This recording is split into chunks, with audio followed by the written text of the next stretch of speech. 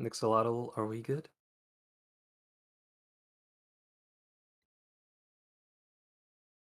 Oh my gosh, that was painful. With that, welcome back to Balance. Uh, Happy New Year's, Merry Christmas, Happy Hanukkah, uh, and other holidays as well. So we find our guys back, still plotting and scheming, getting ready for the double cross of the Bone Trader in the governor's mansion. Last session, we met a bag lady or not a bag lady, a toy maker, a nice sweet lady who taught kids that if they're bad, a bag man will come and steal them away. Uh,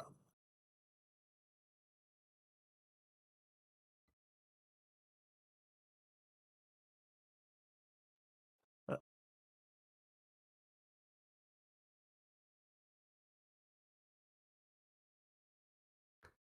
Also, my wife's CPS is beeping up a storm. Um, there was some other stuff that went on. If someone wants to attempt to do the recap, I'll allow it. But first off, please roll your destiny points. 1d12s all around.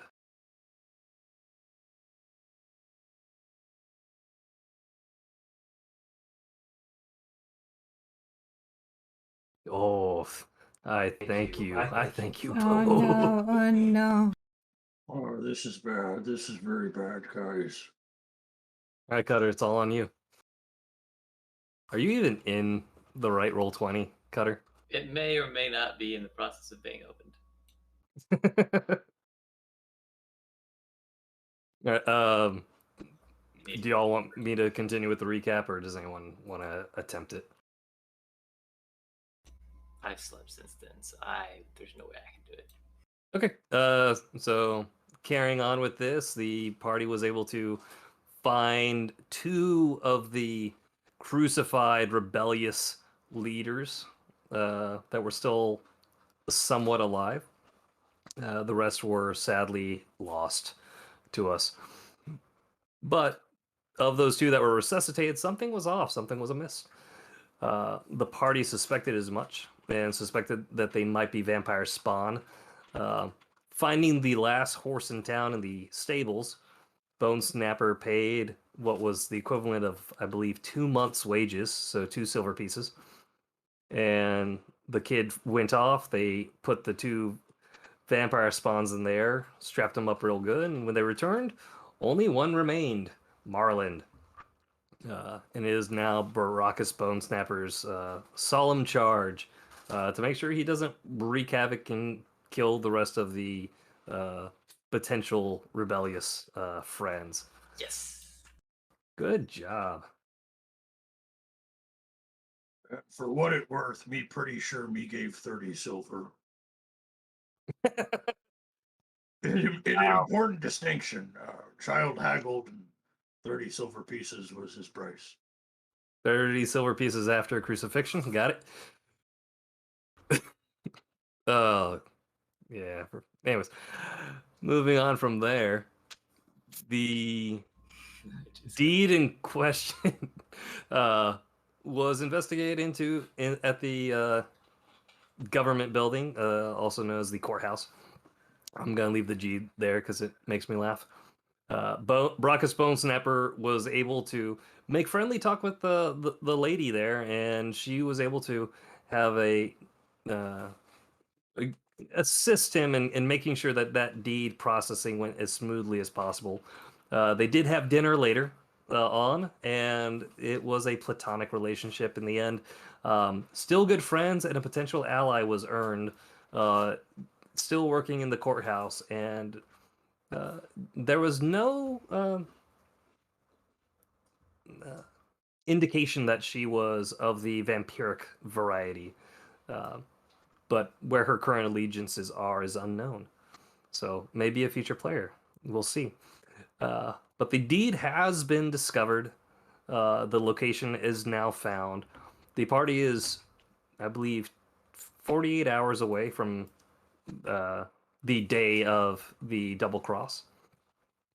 Artie I assume, is still in that mansion, checking it out. Cutter, if is probably wanting to take a break and check out this deed he's heard about. He's had a lot of time in that mansion cleaning things up, and Lomar is there with Artie, aiding with magical capabilities. So with this, our party is free to do some investigation, do some pre double crossing shenanigans, as you will. And with that, what is the party doing? Start off with Cutter, who is still in the mansion with Artie and Lomar. Oh, I'm gonna be letting them do their thing because I've done everything I can do, and well, they'll finish up the magic-y prep stuff while I go and make sure the fairy doesn't get into too much trouble, or the work. Okay. Which path are you gonna go to get down to him?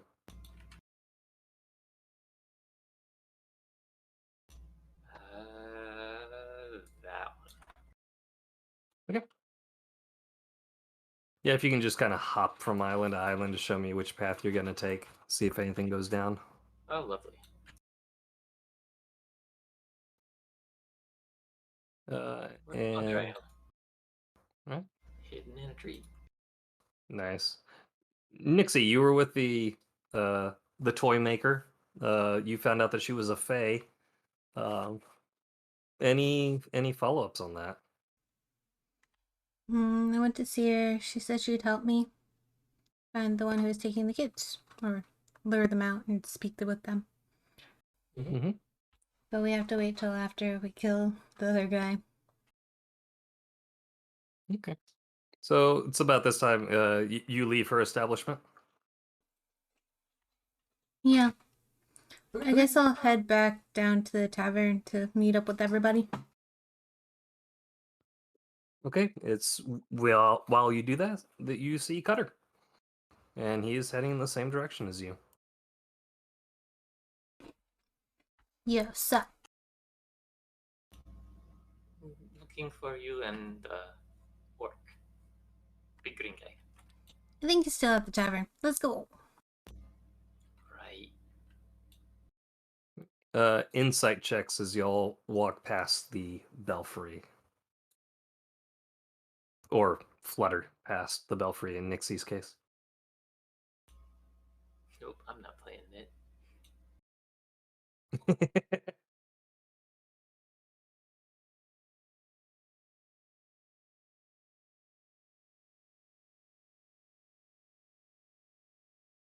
Alright. Nixie, you're certain that there are still 6 there, and they're all still very much wearing black.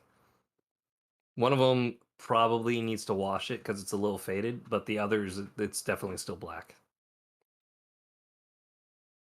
Senor Cutter.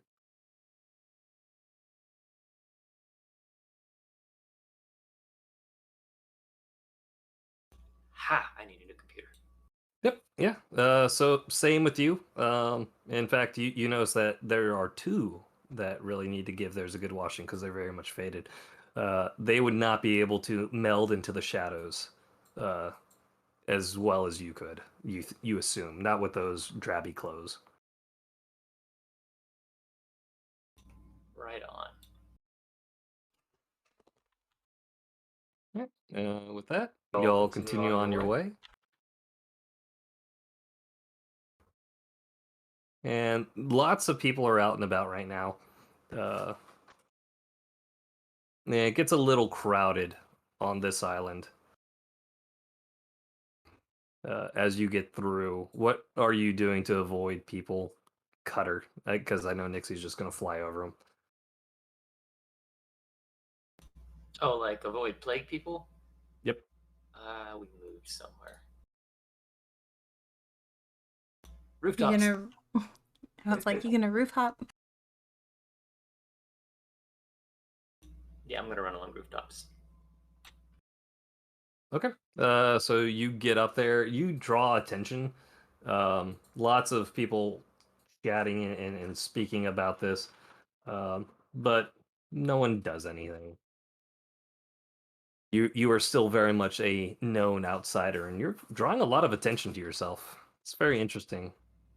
That was not my intention. Oh well. Okay. Yeah. You're able to both arrive.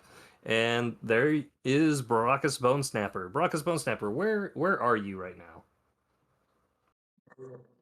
If we just finish dealings over my deed, and perhaps I was gathering my things to move into my new home, seeing as how now me am landed aristocracy. me don't owe back taxes, do me? No, not that you're aware of. Oh, that's good. That I'm not aware. Do we have to go talk to the lady now?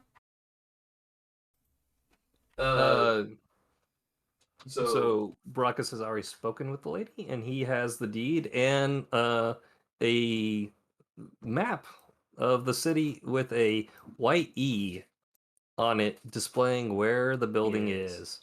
Called it. So E for empty. What E stand for? It bears some importance, me think.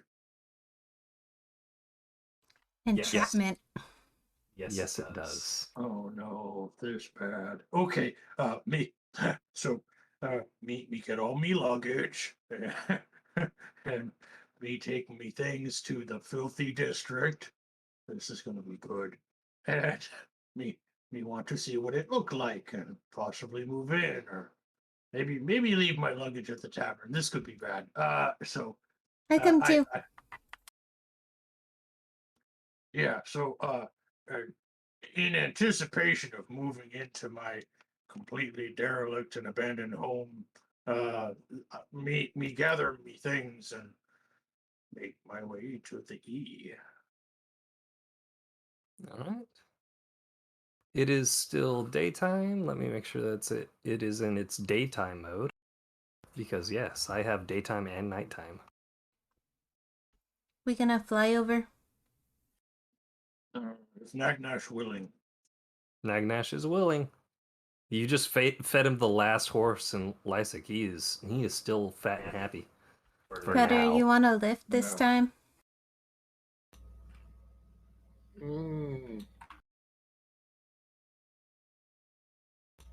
I'll find my own way. Okie dokie. I see nothing. It is dark. You would, because you're just about to land.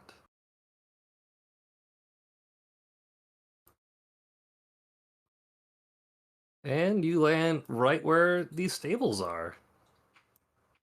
Oh, stable. There's also a new feature in Roll20. You should see little door icons. If you click on them, it'll open or close.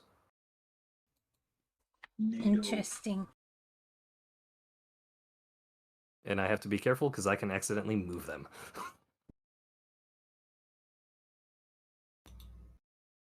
Me look into barn. It appear empty. It does.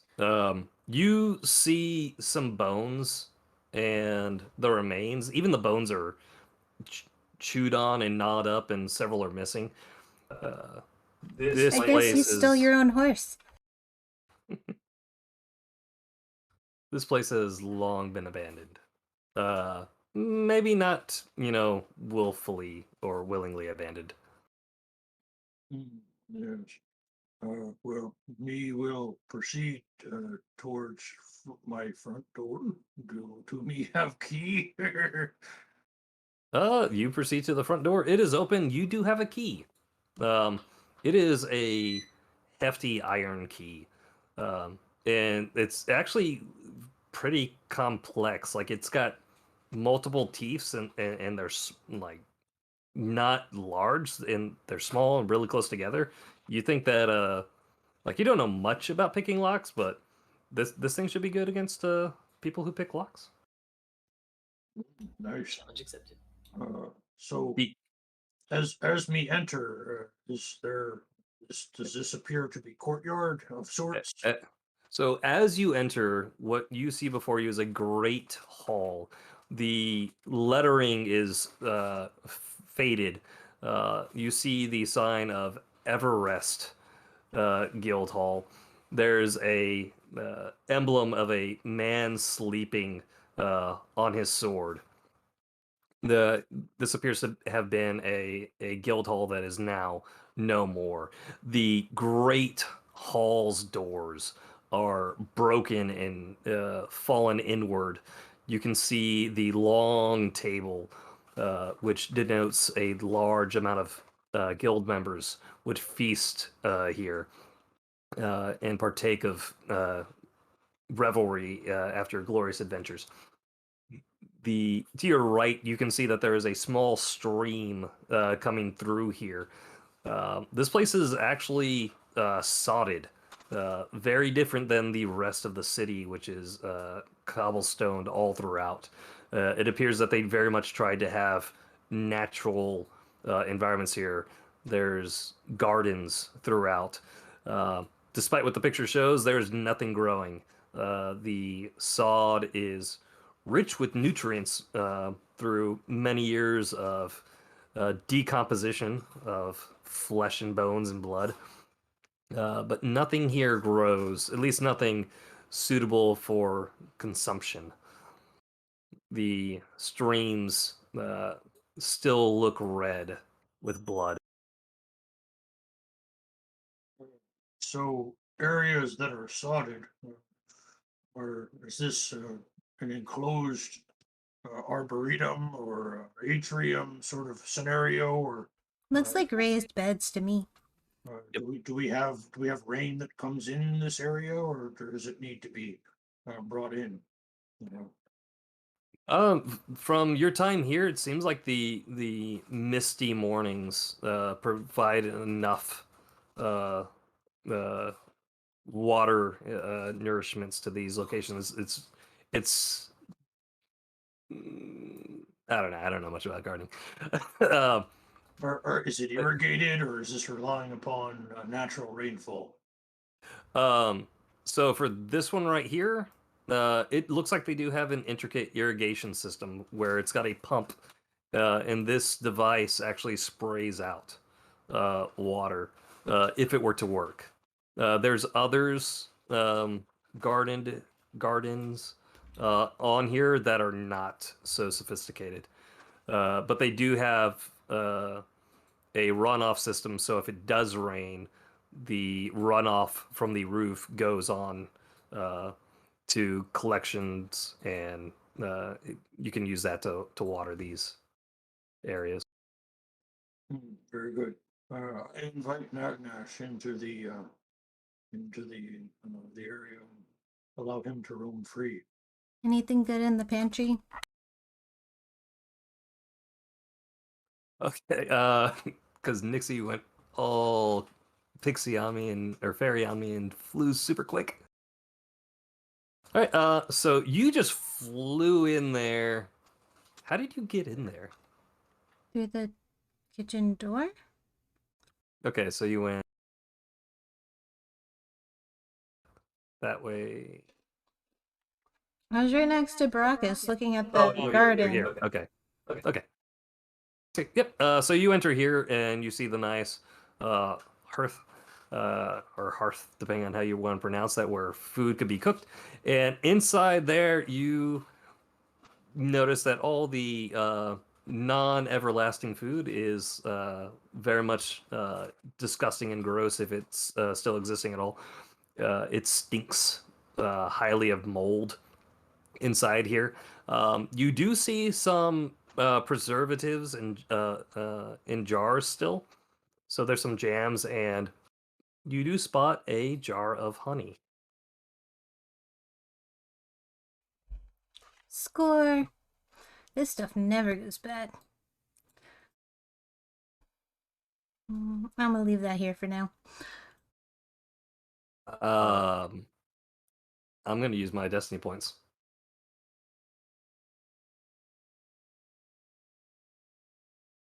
You have a strong desire for honey, don't you?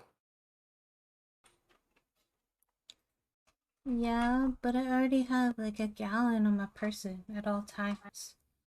Yeah, but this is foreign honey. You've never tried that before. I would like to burn one DM destiny point to make you taste it. Very well.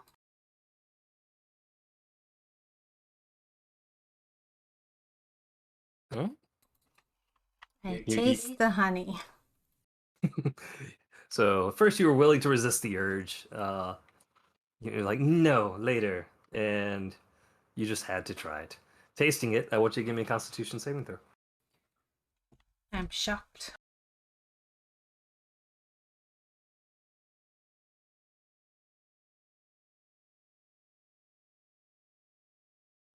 All right. It tastes like honey, and it's got a salty taste to it. You can see, you get the feeling that it may not have been the most perfectly sealed jar, and some of the salt air got into it, or maybe just that's how honey tastes here. Yeah. Not my favorite. Moving on. All right. Going to Cutter. You've been walking and wandering around this place all over. What are you doing? I'm checking this building out. Okay. So the door is open. How do you want to check it out? Poke my head around the corner. All right, you poke your head around the corner, and you see that there's a long rug that has been lifted up and disheveled. There's not a lot of ornateness in here.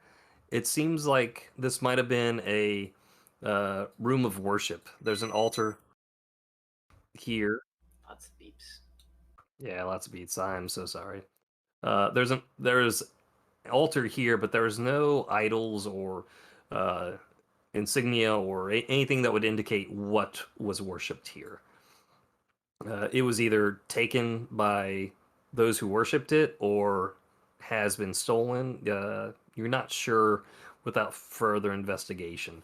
There is a trophy here of a wild bear mounted on it on the wall, and a mirror. It is broke. It's cracked, but there's still enough to see three broken images of yourself staring right back at you. And I'll need a wisdom saving throw. Great.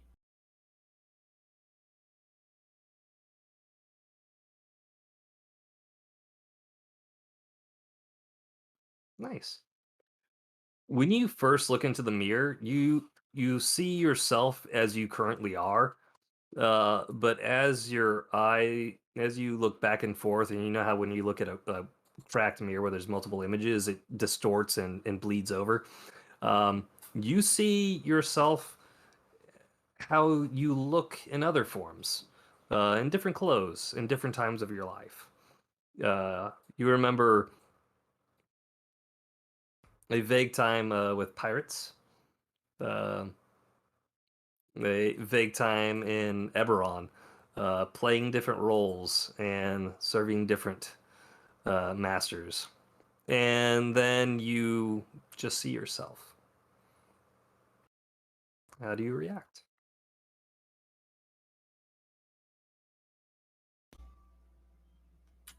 Um. Yeah. Um. I'll take note of that. Scary mirror that shows different depictions of who you were. Mhm. Can I look around in these chests in here? You can. Do you mind if I go to Brackus first? I'm trying to keep going in a nice circle between all of you. Sure. Thank you. Brackus. Yes. You are currently at the practice field. Um, long since dead, skeleton and deteriorated uh, clothes on him, with a splintered bow not far off. He was actually a good shot. Last shot he did was a bullseye, at least at the target. What are you looking at? What are you doing? Nagnash and I want to make sure secure perimeter first. But since me did see door into Great Hall, it most disappointing. It appears that many individual, perhaps ransacked my Great Hall. They do many things, that which me Baracus hates.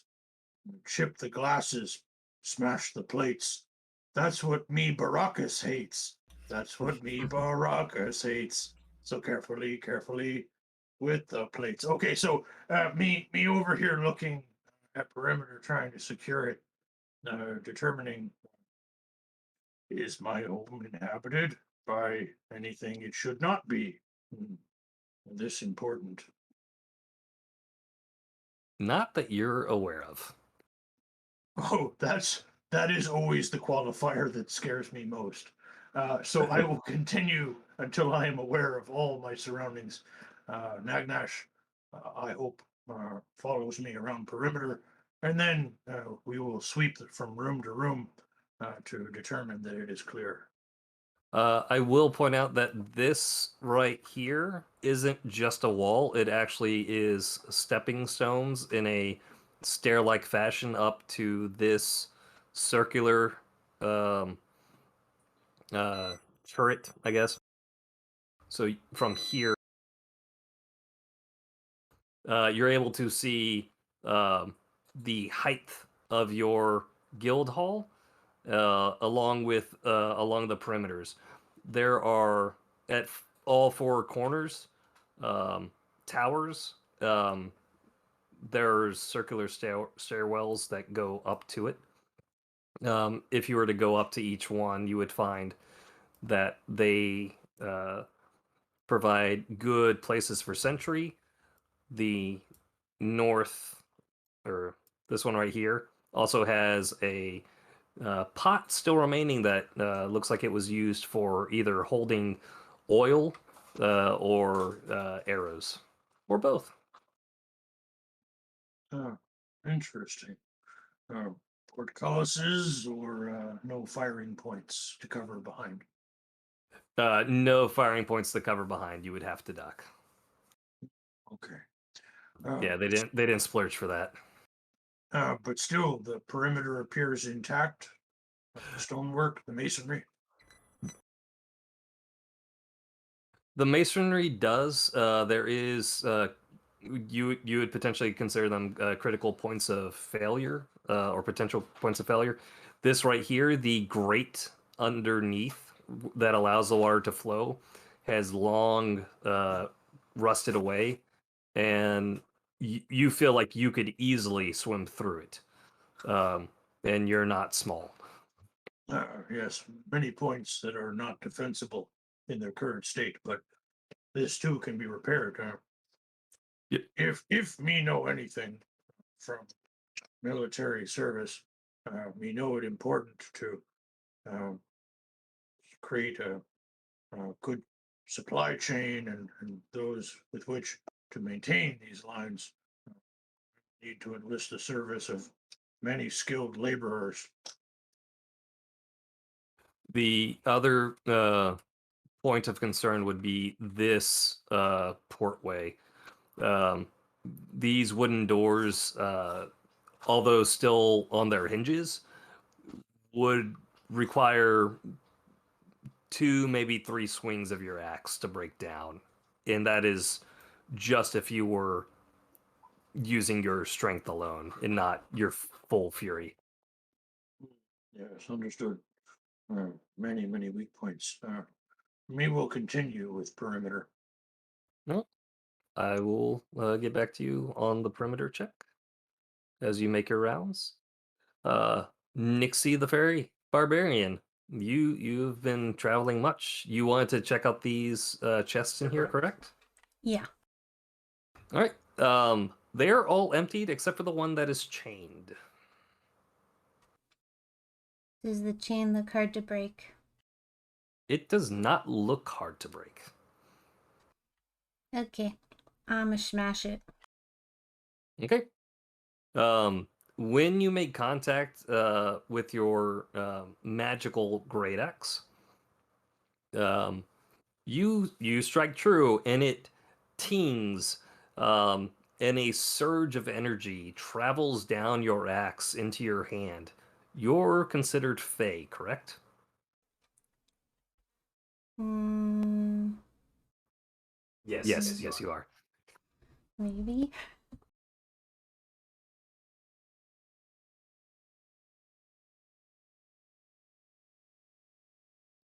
Do me hear audible sound of ringing as someone attempts to deface something in my home? You take 16 points of force damage, and this force damage, it stings your flesh, but it hurts you so much more than that. You feel like your very spirit has been touched. Um, you have a near out of body experience, and you have visions of the Fey plane, um, with the heads of the Seelie and Unseelie court arguing, and they're shout. It feels like both of them are shouting into your ears, and then you come back in a cold sweat. And Nixie starts shouting expletives at the top of her lungs. Where do I hear this being emanating? From inside the guild hall near the front entrance, like near where the front doors are destroyed. I make my way in that direction.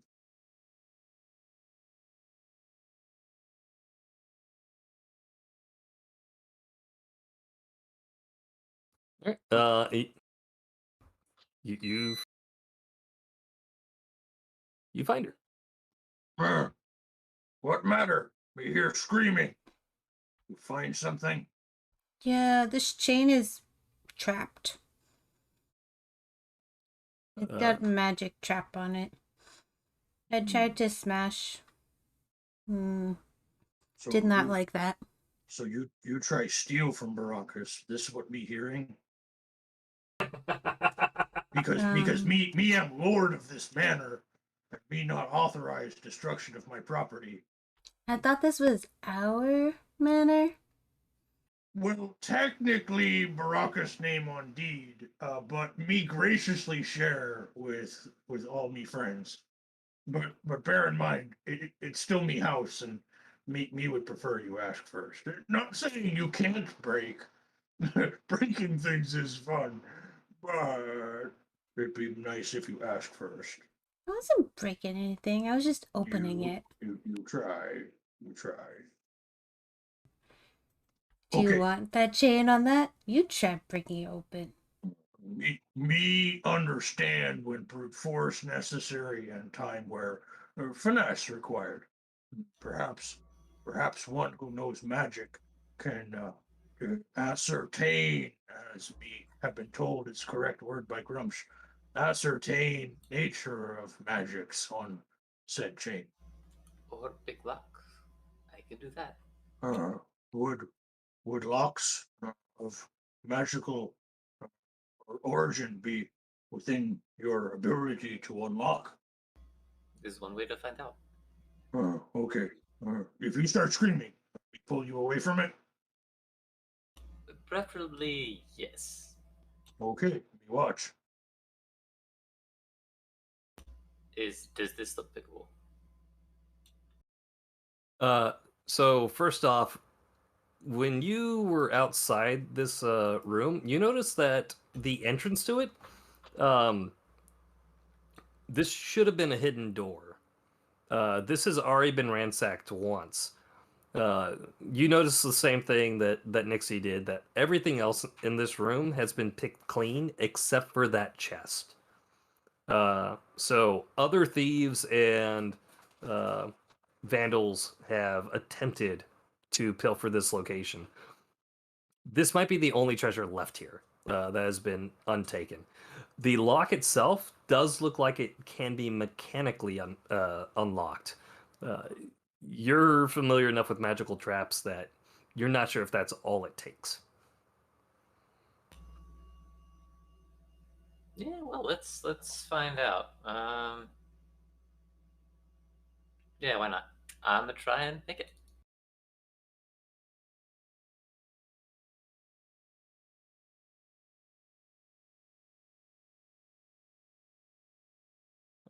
Uh, Give me Oh, that attempt. Also, this is a tough one because you're an Eberron changeling, aren't you? yep. All right. There's because you're a changeling. It's all right. Just give me a roll. We'll see what happens. Oh, this is good. Hello, advantage.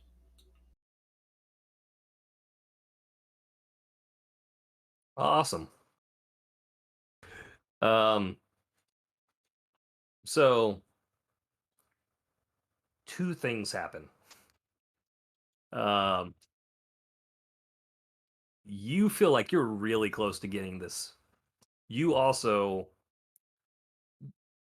feel like you are sent to the Fey plane and hear the arguing of the two Sealy courts. The Ooh, Unlike Nixie, though, it's not just the two leaders; it is the entire two courts arguing. what do I hear? You don't speak that language, Oh, fantastic. and you take 30 points of force damage. Oh, I do not touch that chest again. Nixie starts laughing.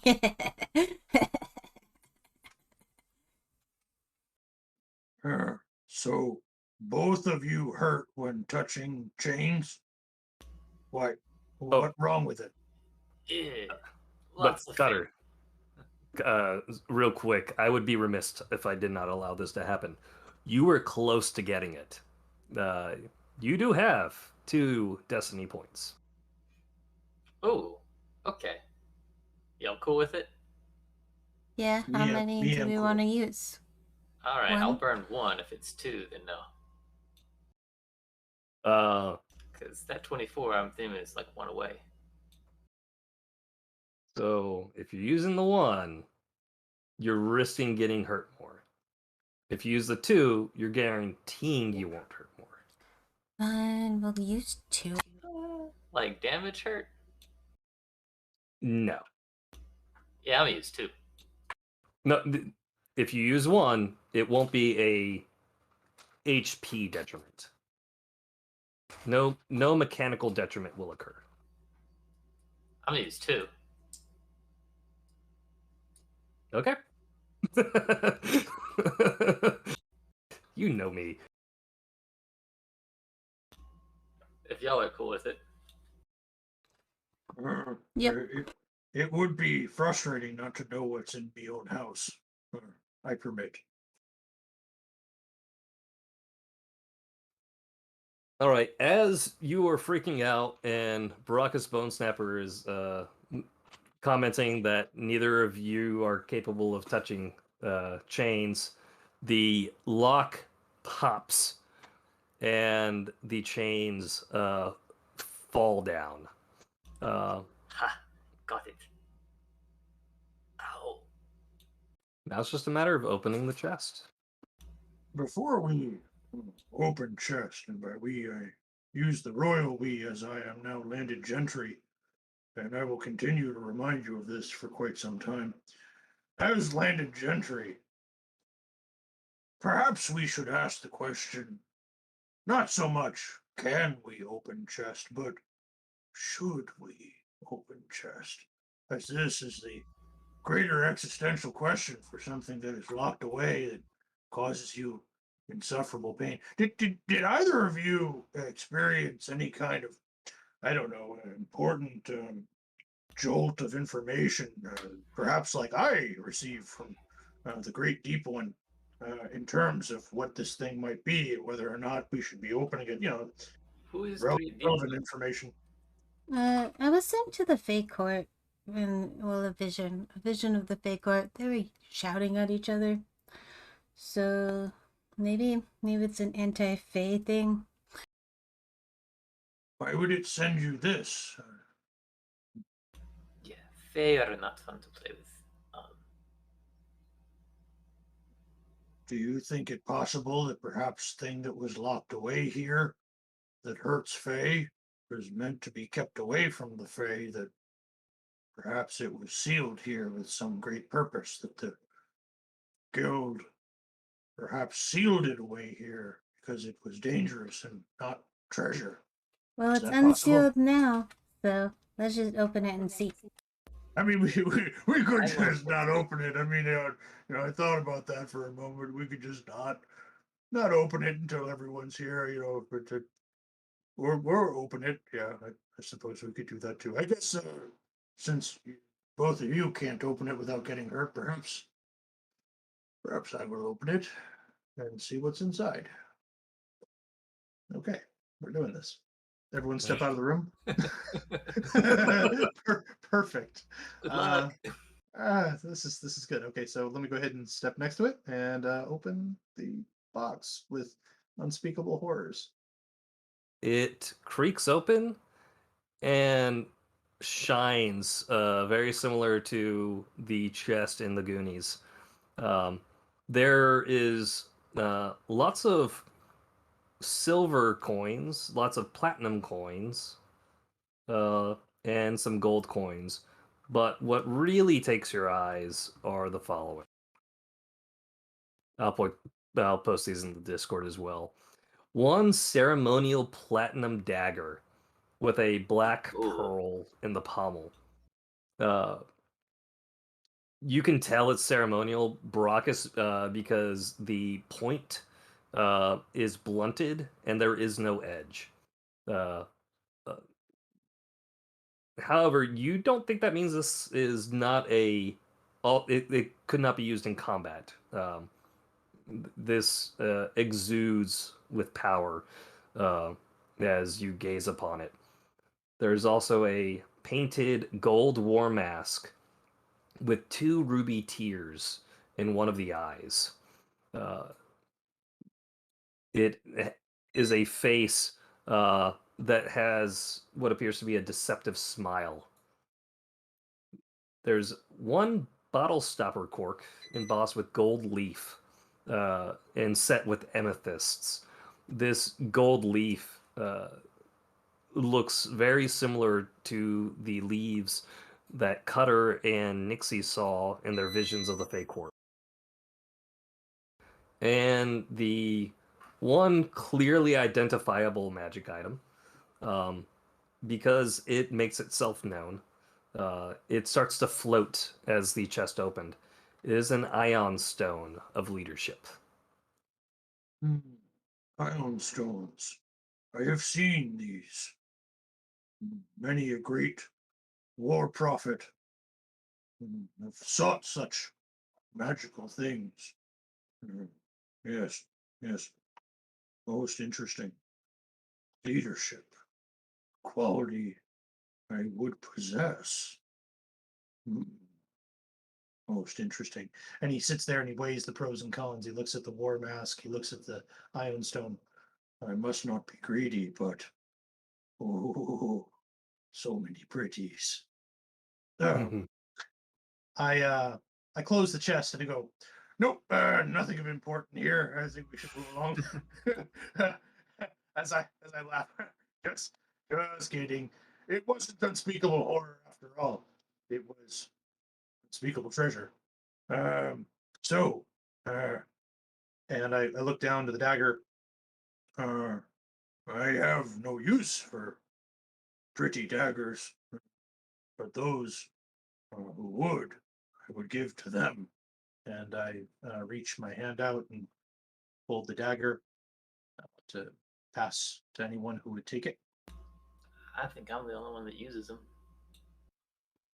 Well, it's a ceremonial dagger, right? What if it's for like some religious thing?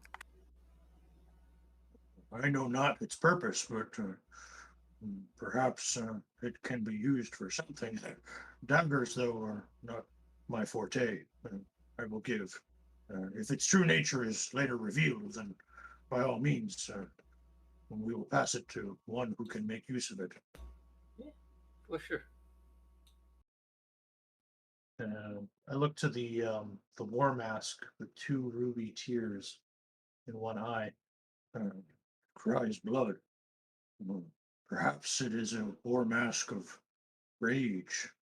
Uh, would this be something you would use? I know not its purpose. I am tempted to keep it, but Nixie, maybe this mask will bring you great strength in battle.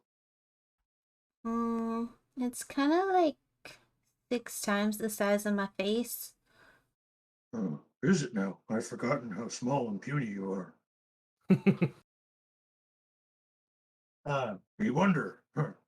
We have seen magic items adapt to the wearer. Maybe it'd shrink if I put it on your face and I hold it out. Okay. Let's see what happened next.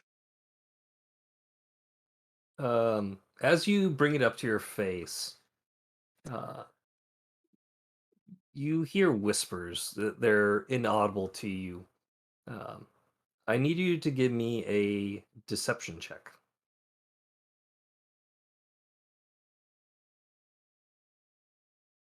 Strictly for Nixie, the wearer. Yep. Strictly for Nixie. Um, as these whispers become louder, uh, as you put the mask up to your face, they cease, and the mask does nothing. Well, I guess it's a whispery mask that doesn't resize. Maybe it's for the whispery guy.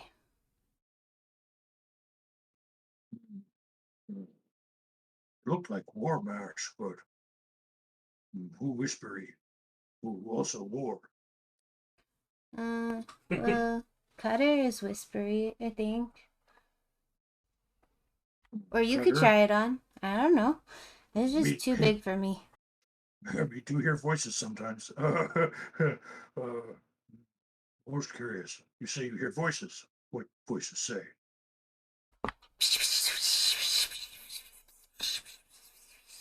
Oh, that familiar. Yes, yes. Me have heard such voices.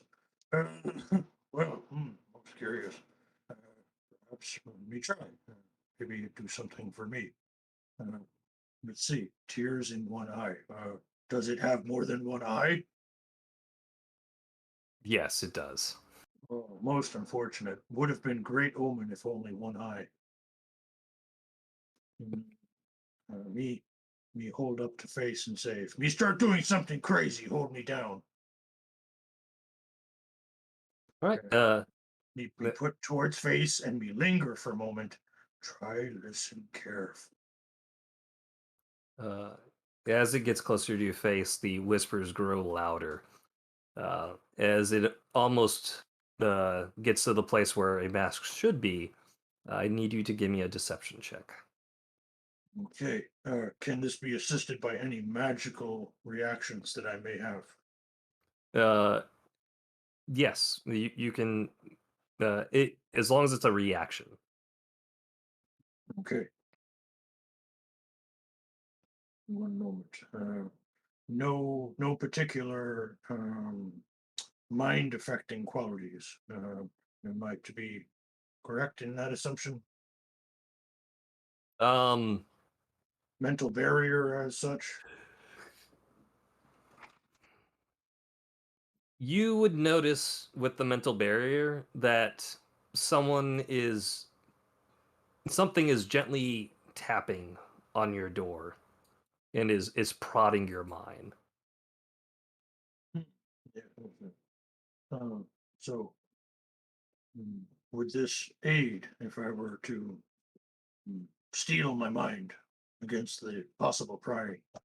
Would that give me advantage on this deception, or Uh, how would that work? if you sense it and you wish to use it to steal your mind against it, then that would be Baracus's choice.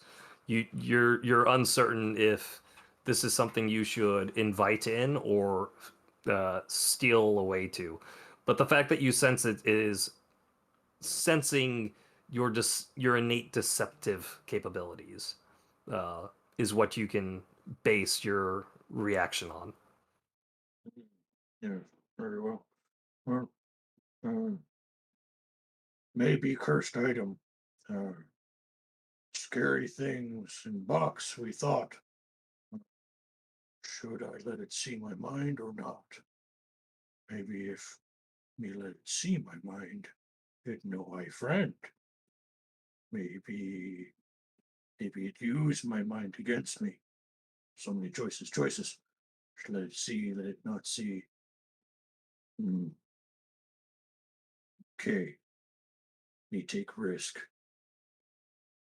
Okay, not cast mental barrier. Me let it see. Can I choose not to deceive? You can. I choose not to. I speak the truth of my mind to it. Ooh. Uh, Not only does the whispering cease, but you feel it resist you, uh, going against your. It tries to leave your face, kind of like when like Jim Carrey in The Mask fighting, but just gently, and then it ceases. Me win. My brain's stronger than your will. Okay, so mask is on. Not do Uh, nothing. yes, you're able to get the mask on, but it does not do anything, and the whispering has ceased. Interesting. Me not feel different. Nope, in no way, shape, or form. You feel like you're wearing a mask, and it does look like a pretty good war mask, um, but you think you could give a scarier face than this mask can give. Disappointing. Yeah. Uh, Outside of me some cultural indication of what this mask might mean, which you're unaware of, uh, that's all you have. You uh, want to try it, Cutter? Hmm. Nope. I think I'm good. uh, should you change your mind, I will lend it to you. Seeing as how it has peered into my mind and resisted, it was not meant to be. Sometimes honesty and openness is the most important strategy. If it was meant, it was meant. But it appears it is not. So, perhaps yours, perhaps another's. And with that, I take the ion stone and I bring it gently towards me.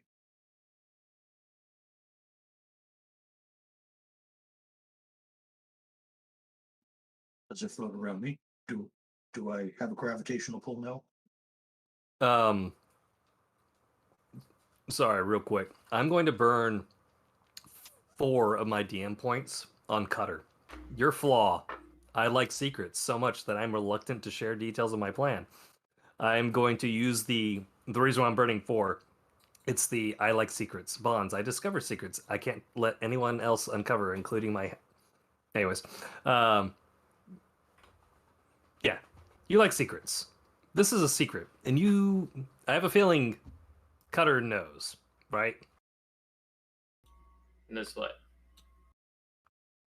Um, if this mask and him would get along.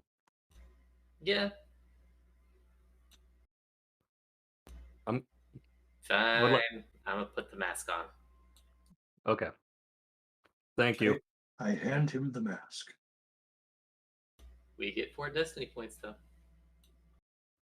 Yeah, yeah, worth it. I'm gonna pop it on.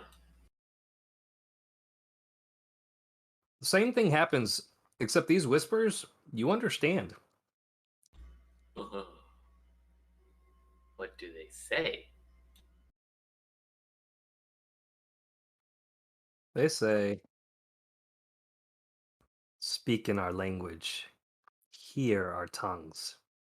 Tell us your lies. With that, give me a deception check.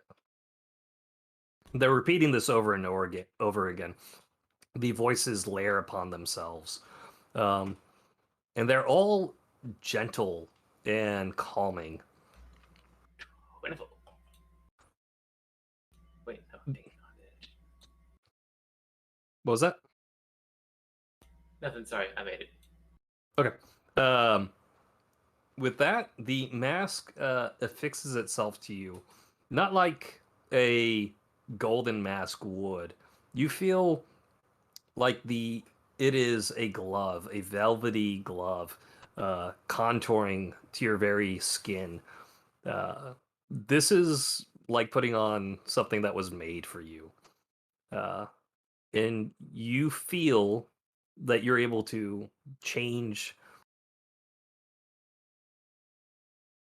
Uh, Change some things with this. Right now, it is simply a very well fitted mask, and the voices have ceased, but it's now a single feminine voice in your ear.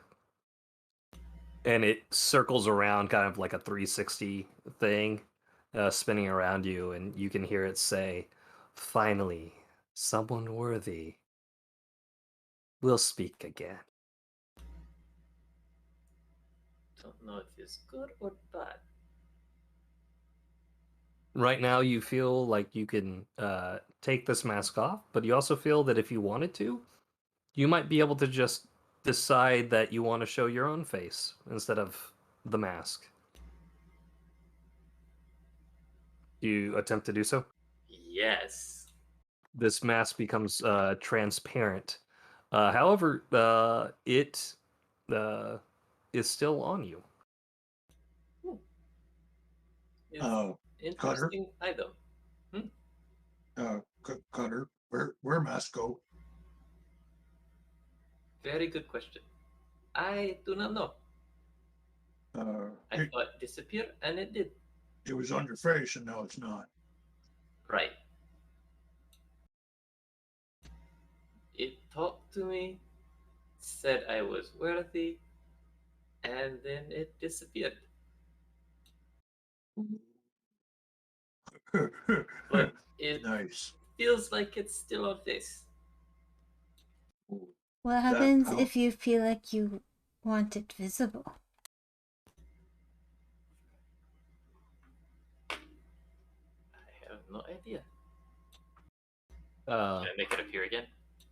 if you just think about making it visible, it becomes visible.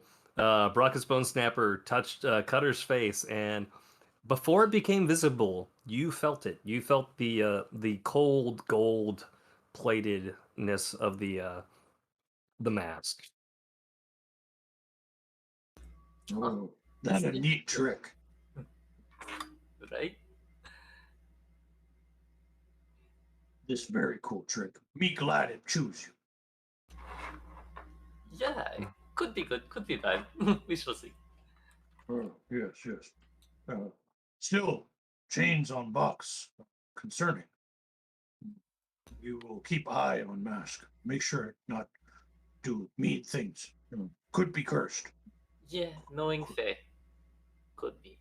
But still, Good. but still, this is most interesting development. Uh, Keep us apprised of the situation. Most definitely. What's in bottle? Maybe Hmm. poisons? Or I don't other know. stuff? It embossed with gold leaf and set with amethyst. Look I valuable. think it's just a stopper, not a bottle. That is correct. Just Yeah, stop not it. interested God. at all. Interesting. Okay. Maybe magic one know what do with this. Maybe magic stopper go into bottle to make ordinary bottle magic.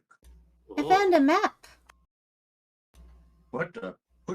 Where are you finding maps in my house? You keep saying that. It Looks is like me she's house. dancing on it. Do Ironstone follow me as I leave room?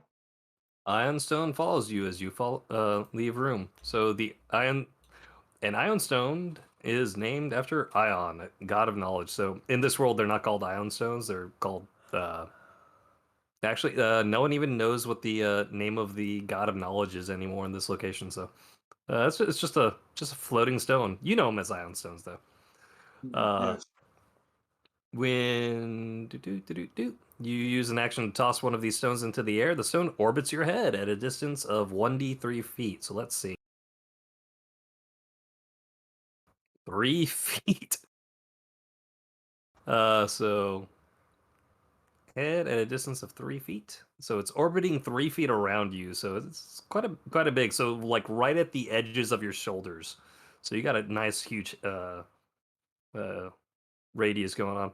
Therefore, another creature must use an action to grasp or net the stone to separate it from you, either by making a successful attack roll against AC 24 or successful DC 24 dexterity acrobatics check.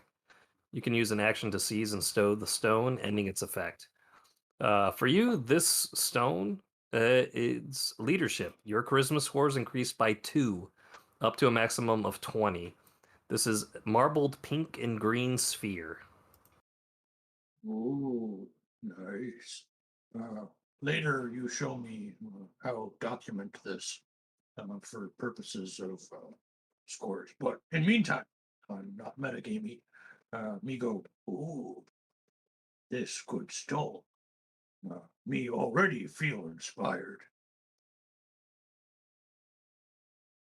And with that, me put stopper in pocket, close chest, and walk out of room. Uh, Currency will be used to repair uh, our guild house. I'm trying.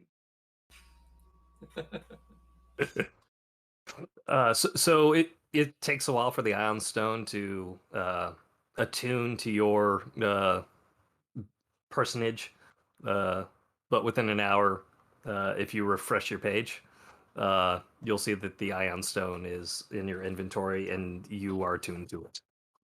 Fantastic. Paracas is used. This novelty I enjoy. Uh, Me look at map Nixie have. What kind map you got? It's like a table map. We can plan.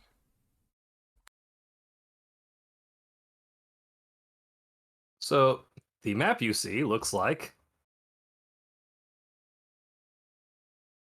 Oh, this. oh, So this is the very map that is there. There is depictions on this map though that are uh, look like they were planning something, specifically on the belfry.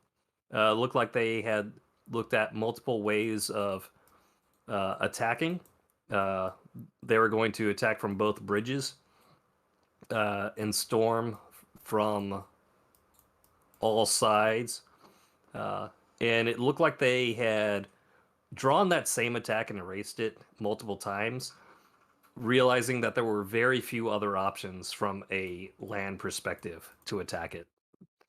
Uh, so with Baraka's Bone Snapper, you've been in enough wars. These guys were planning on sieging the Belfry, and you can probably guess what ended up happening uh, to this mighty guild of Everrest.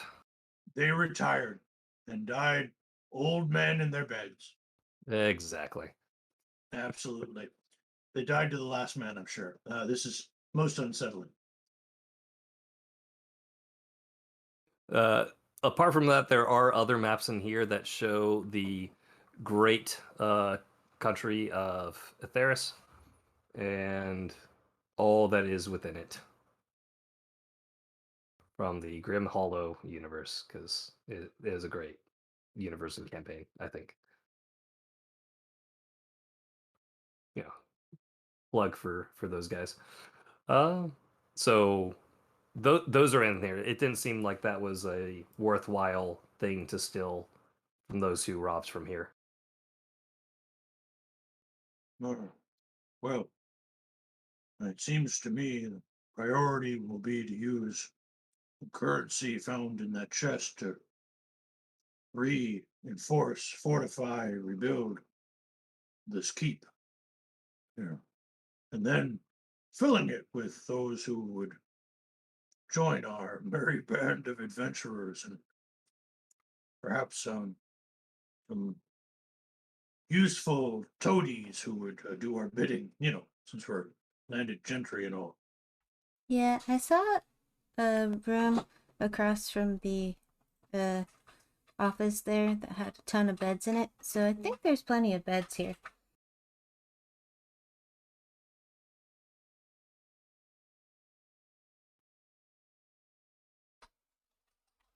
But let's explore the rest of the house. Yes.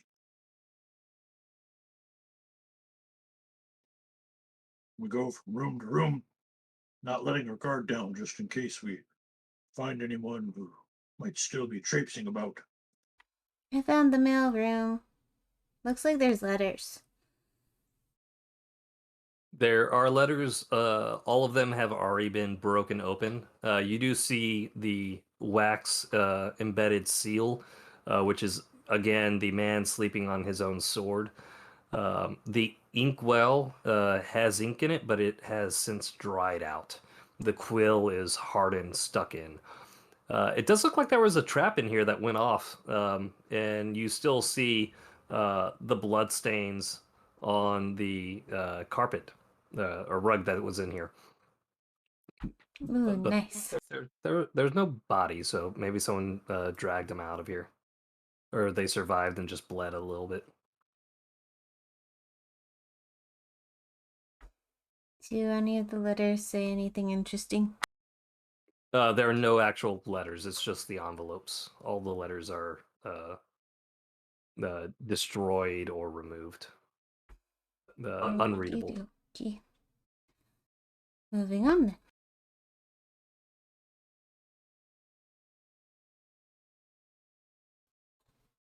Ooh, a bathroom. That was so loud. Ooh, a bathroom. Why does it beep? Whenever I think the dynamic lighting is too much for my power source. Well, my computer is drawing more from the power source than it has capability of. Yeah. Yep. So there's a bath. Baracus has found the guildmaster's room.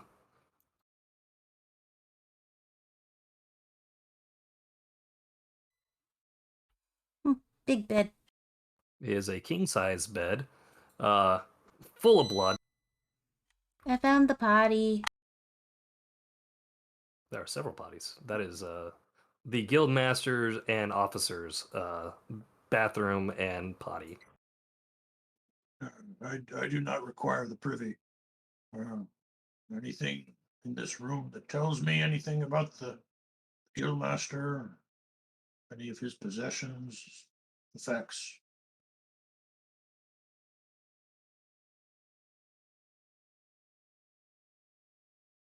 All right. So with that, the you see that this man definitely lived up to the title of a master of a guild. This is you would assume a king's a bed worthy of a king, king size bed,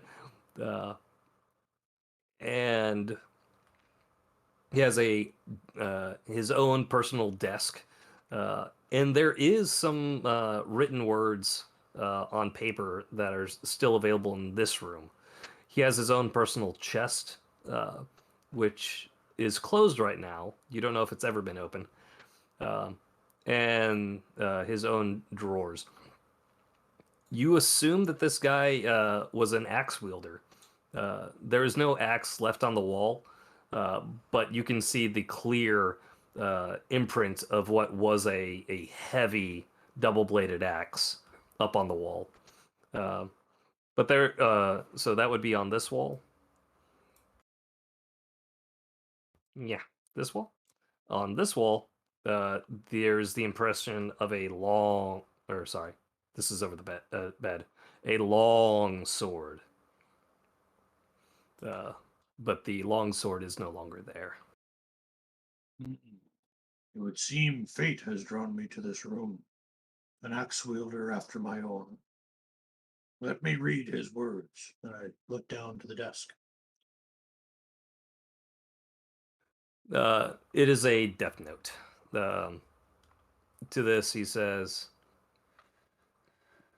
Everest is no more.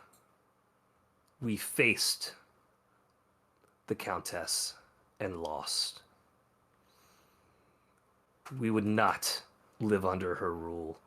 We would not subject to the plague. We died as adventurers.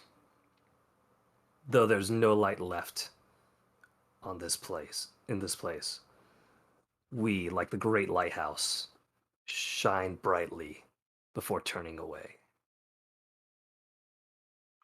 No regrets. Ever rest. And that is what you read. Mm. True to their insignia, he fell on his sword.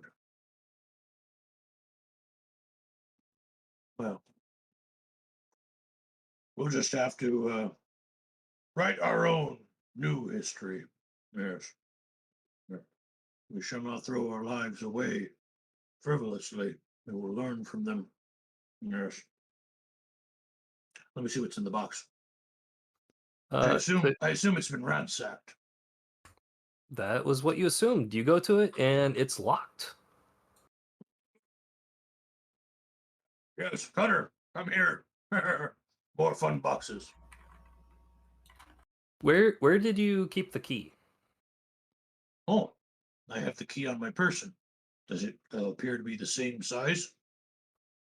It does. My oh my. I will try my key.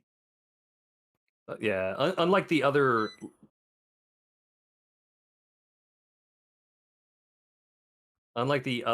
locks that you've seen in this place, this one is small, just like the key is, but deep as well. So if you do insert it, it is a perfect fit. Most interesting. Yes. His personal effects. They would not have been able to get into it without this key. Well, let's see what is inside. Yeah. You turn the key and it opens up. You can see this is very much rigged to explode. If someone did not have the key, if someone Uh, did not have the key, right? Right? right. Right. Okay, good. Yes, if someone did not have the key, this wing of the guild hall would probably. I'm not moving. It's Cutter. Okay. um, Sorry. it's alright. Yes, yeah. This entire wing would probably be destroyed, but you have the key, and it opens up, and you can see the great craftsmanship that looks like death, and so can Cutter. And inside you see the guild log. With the guild log, it looks like it's the entire history of this guild. You're able to thumb through it, and it has their adventures detailed, their quests taken, quests completed, by whom, and what the rewards were. This is a priceless treasure. I am so glad that this, of all things, survived. For in the story of this guild, we have much to learn, much to understand those that fought against our foe, their great failures, but also their successes. Yes, This is a gift of great worth. Ba-na-na-na-na-na-na-na. Yeah. Yeah. Real happy about that one. I can see it. Yeah, hopefully that'll stop the annoying beeping. Sorry. No, we need to get that fixed for next session anyway. So glad it was brought back to my attention. Along with the guild log, which is in Brockus Bone Snapper's possession, there are what appears to be like new member patches, various tiers of membership. That's also notated in the log, going from copper to iron to silver to platinum level, uh, ending with ruby level. So Do I glean from the history the significance of Ruby? Is that Guildmaster? Ruby is reserved for guild masters and officers. No, yes. Dare I place it upon my chest as if to note this station that I now attempt to ascend to? Have I earned it? Well, what the hell? I'll put it on anyway. You put it on, and you feel the regalness. You feel the leadership it denotes. No, not just a herald anymore.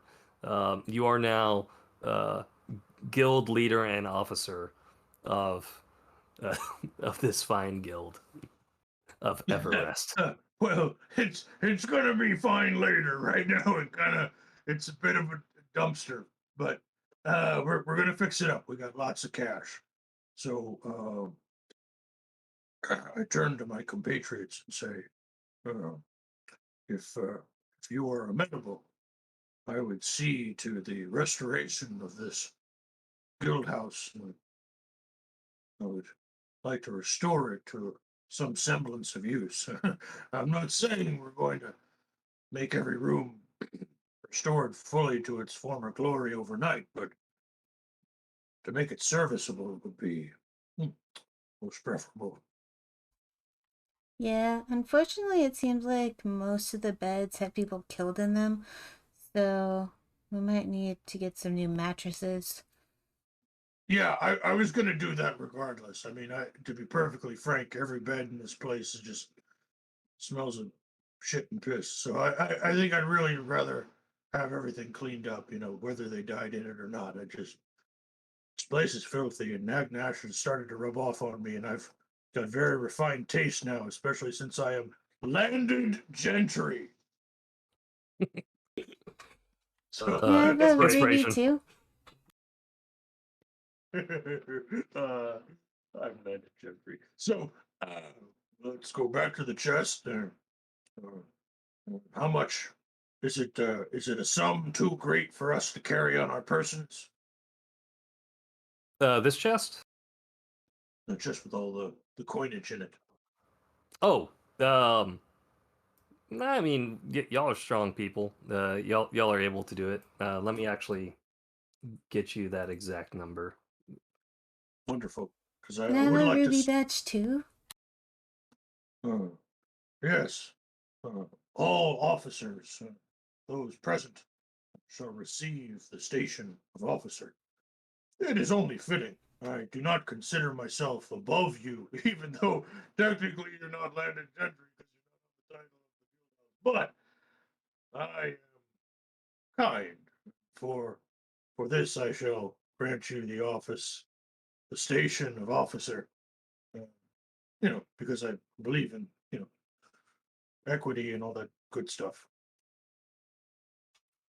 Ooh, I get a shiny badge. You get a ruby. You get a ruby. Everyone in this room gets a ruby. Good thing there's only 3 people in this room.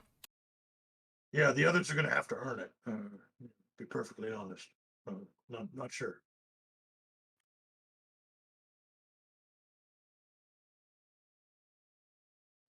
That is a lot of coin.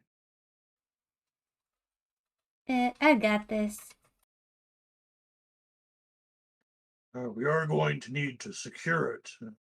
Make sure that none of it, falls into the wrong hands.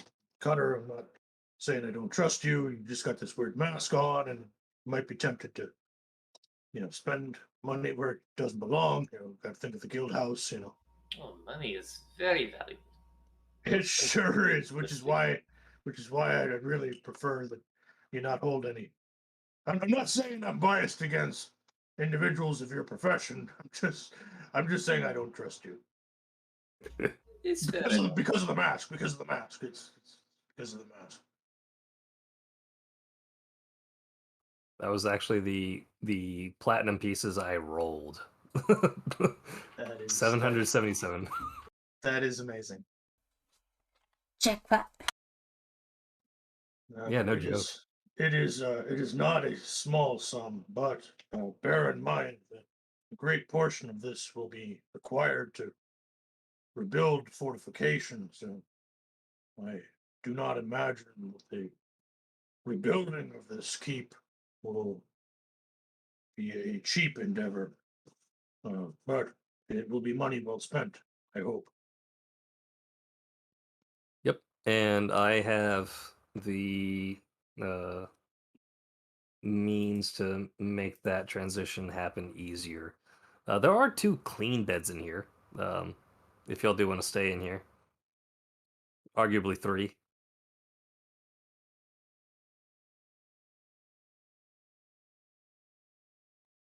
However, if you decide not to, I understand. Well, I don't sleep in beds anyways. There's a nice moose over here. And just to show you what it looks like at night, got the same map for nighttime. I also have this updated for when you'll have it fixed. So if you fix it, exact same map, but not ransacked.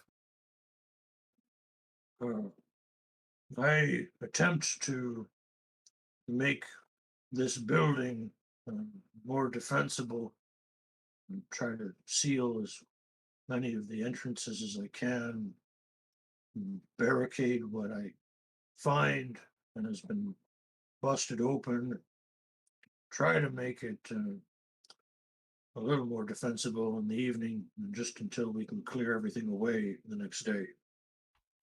I'm gonna start picking up all the broken stuff and pile it out back next to the fire pit. Don't burn anything just yet. I'm going to require much of it to barricade.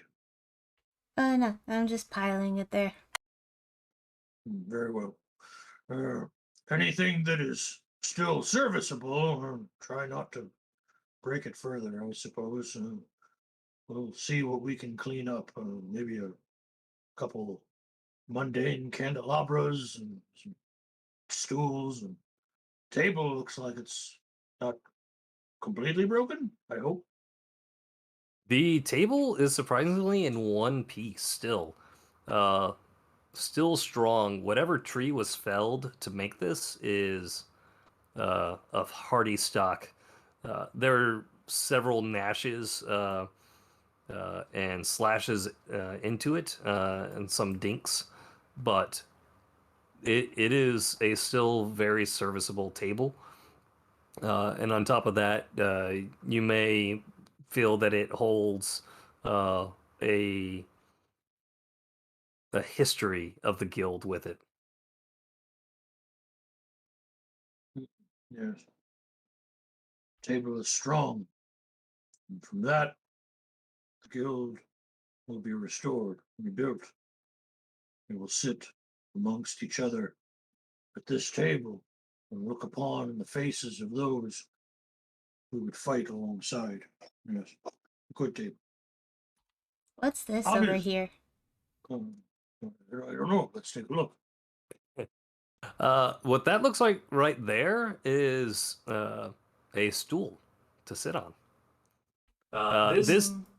This area is elevated up. There is a fireplace here with the giant Musin head.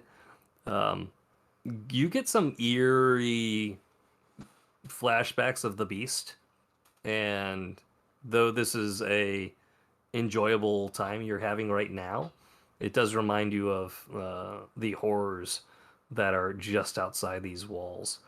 But this is where uh, performances would be done, speeches would be given.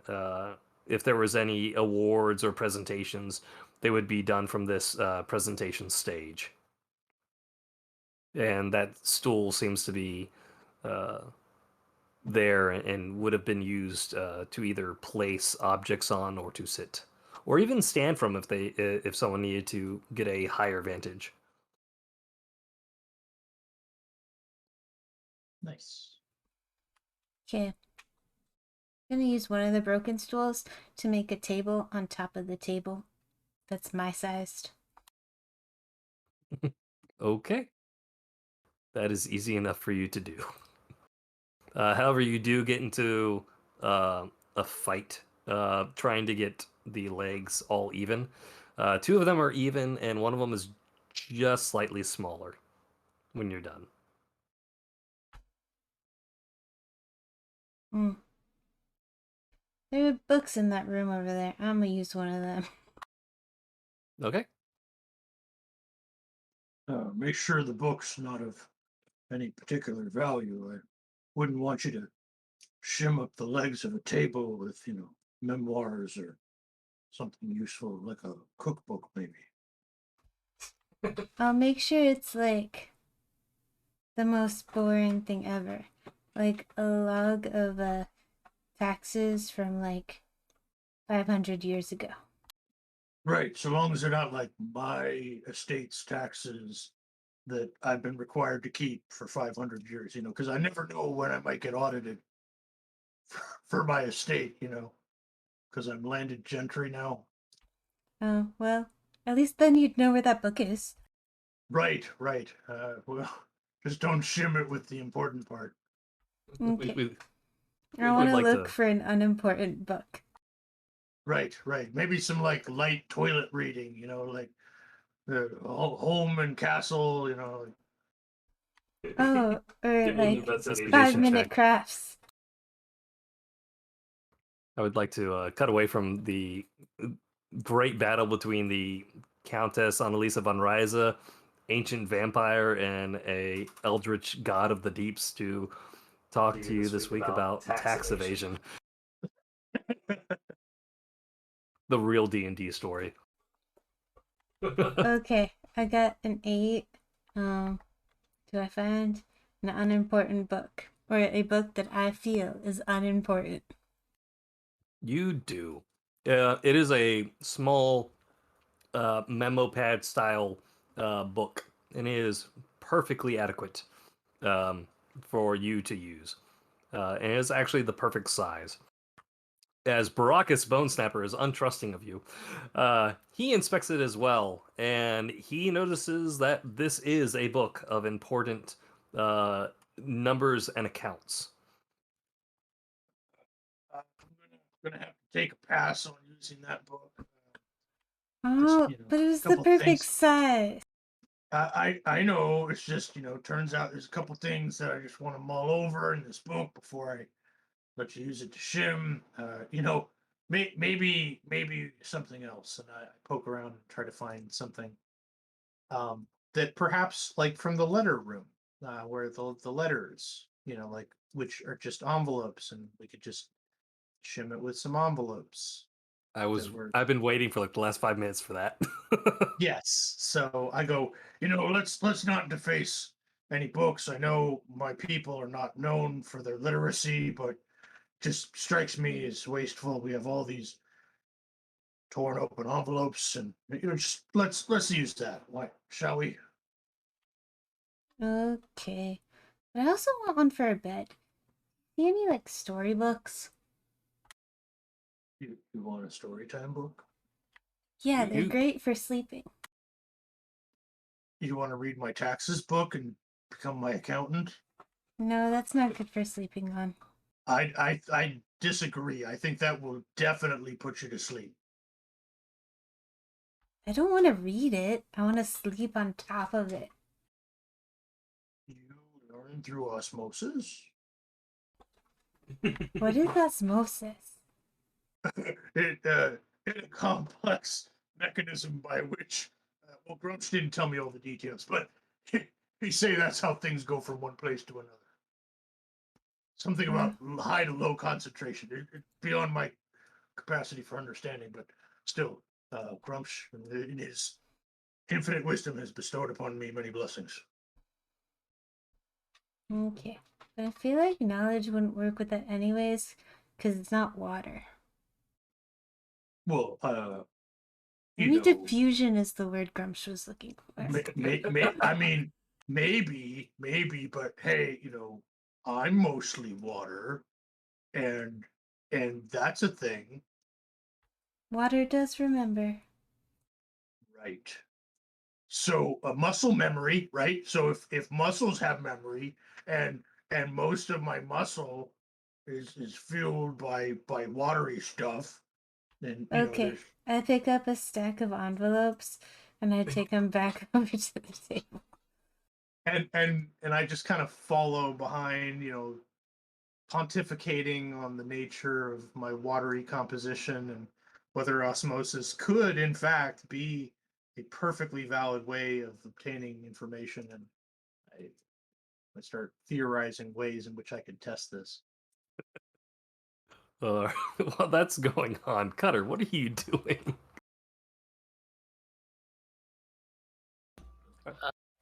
Patrolling the grounds, just kind of walking around looking for stuff. All right. Areas here we haven't checked out. Okay.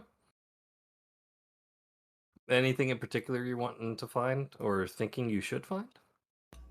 Not really, just like see anything out of the ordinary or people in here that shouldn't be in here or You secrets.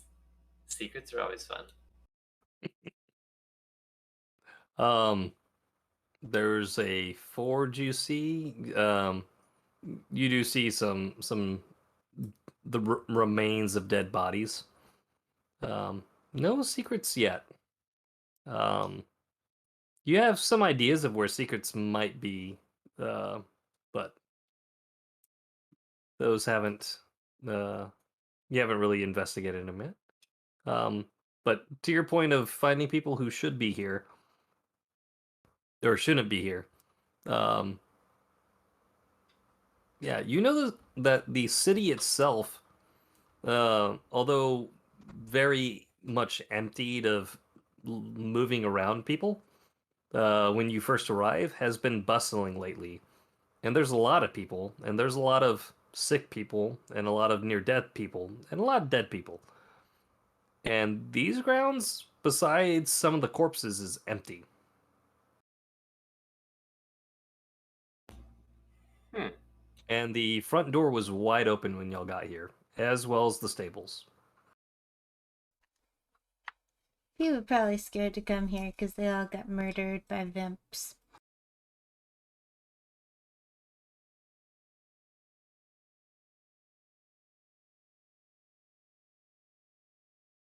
So there's nothing by dead bodies. That's interesting. But to the secrets, that first room you went into with the long rug and the altar, you think there might be something up with that room. Oh yeah, that rug was suspicious. It's going to be investigated. Okay. So While arguments of osmosis is going on, please give me a good investigation check.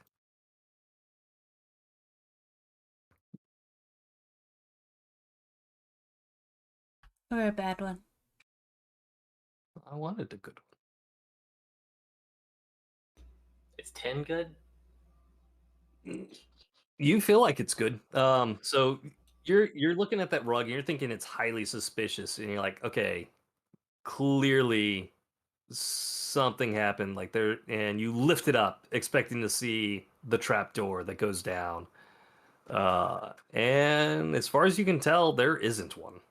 Um, you normally see these covered with rugs. You move the rugs, and there's that nice steel circle uh,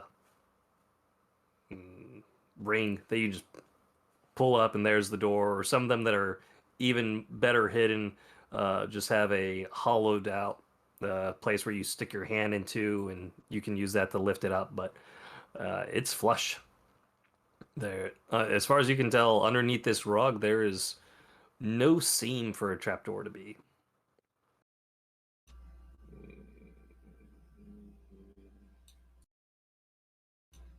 That I'm gonna investigate that a little more. Okay. You feel like if you take your time here, we did talk about this in session 0, taking a 10, taking a 20. You feel if you were able to spend uh, some time here in this place, you could figure it out. You know it's here. You can feel it in your bones that there's something in this room. But I'll give you one more attempt specifically on the bear mount, and we'll go from there. If not, I'll just go with you're gonna take the 20. Oh yeah, I forgot that was an option.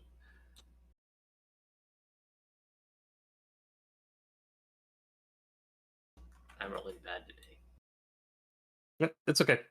Um, so with the investigation of the bear, you're thinking, okay, maybe it's seamless, and this bear will pop it open. Maybe it's got the trigger on it, and your investigation leads to thinking this bear's not part of it. But you'll figure it out eventually. You know you will. It's just going to take you some time, and you appreciate the craftsmanship of whoever set this up, because it's a nice puzzle for you to solve. Oh yeah. Is there a window in any of these bedrooms? There should be. It's part of building code requirements that all rooms intended to be used as a bedroom have a window. It's for safety purposes in order to escape in the event of a fire. But there are 2 internal bedrooms. They can't have windows. Well, they're not technically considered bedrooms for the purposes of selling. It's one of those things that, just if you were to resell the home, you just couldn't call it a bedroom. It's call it something else. I'm going to be honest. I looked to see if there was any windows in here because I wanted to put windows in here. There are no windows. This building is not up to code. Although it looks like Wow. there should be. It looks like there's a window here, and Yeah. here, and here, and here, and We're- here. We're definitely going to have to work out, some window situation and perhaps, some security bars because the neighborhood's not great. But we're going to bring this place up to code. I'm telling you. I feel like there should be a Okay. window right here. We Where? just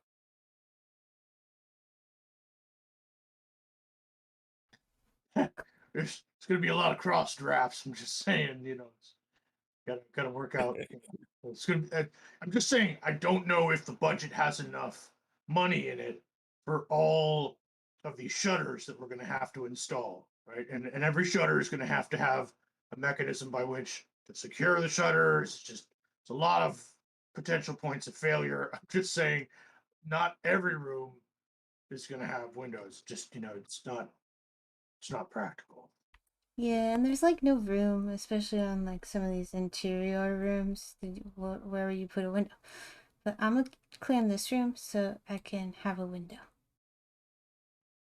Well, I think clearly I need the one that's big enough for both me and Nagnash, because he's sometimes an indoor griffin. Just he's big couch potato. Yeah, I Eh, figured I wouldn't pick the biggest room, being the smallest one.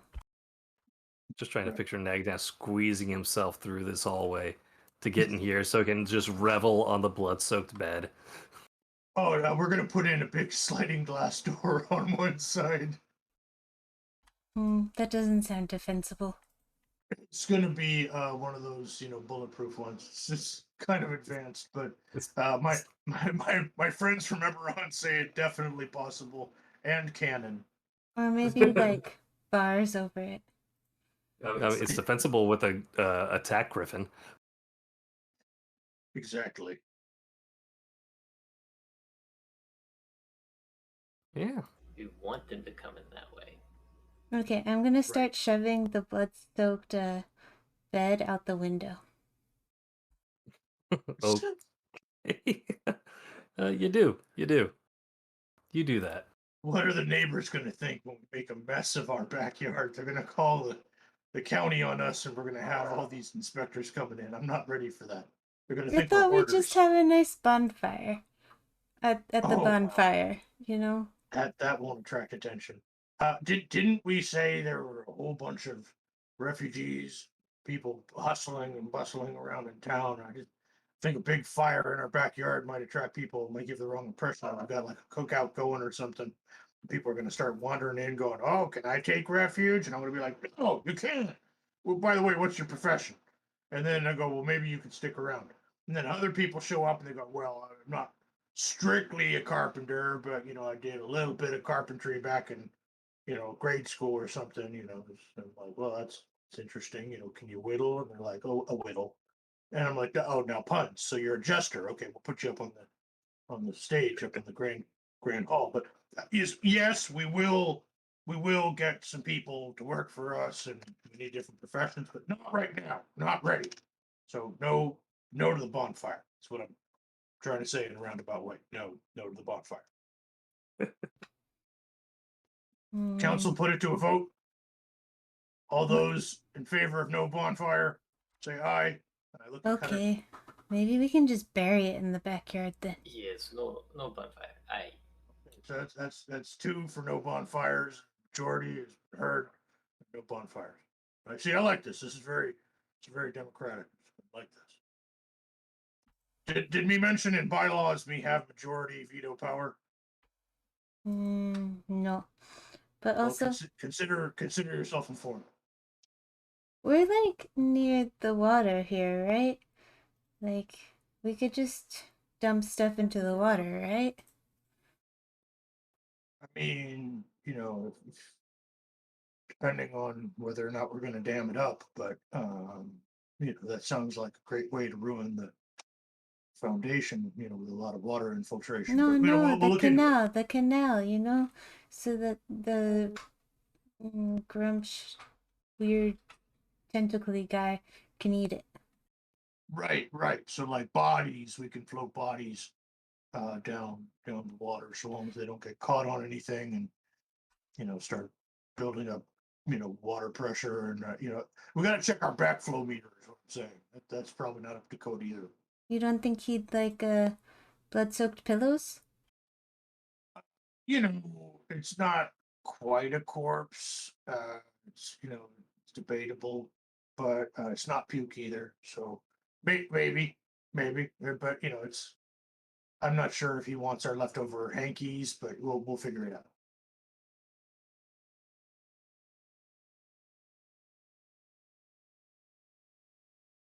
So I go about fortifying the rooms so that we have defensible places to sleep, minimize the number of entry points from which we can um, be beset upon by enemies, vagrants, and the like. And this includes the main gateway to my home. So let's lock that sucker up. Toot sweet. All right. You do. So, Should we pick up the doors? Yeah. Let's get to that.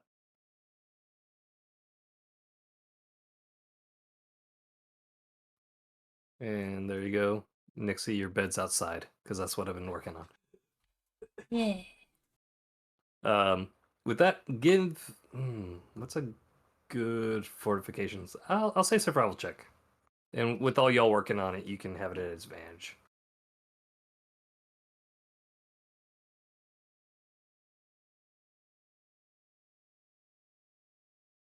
Got this. You have advantage. Oh, you did already I roll it did. with I advantage. Sweet. did. All right, 21. Okay.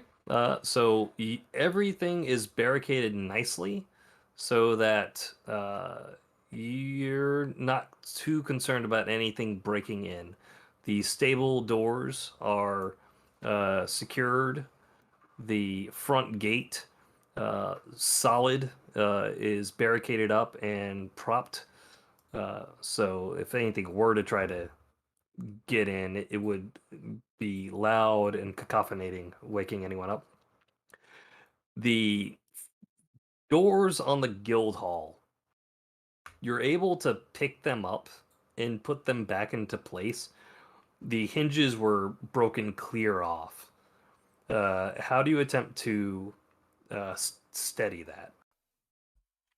Me thinking we can simply barricade them for now and make other entry points that are more defensible.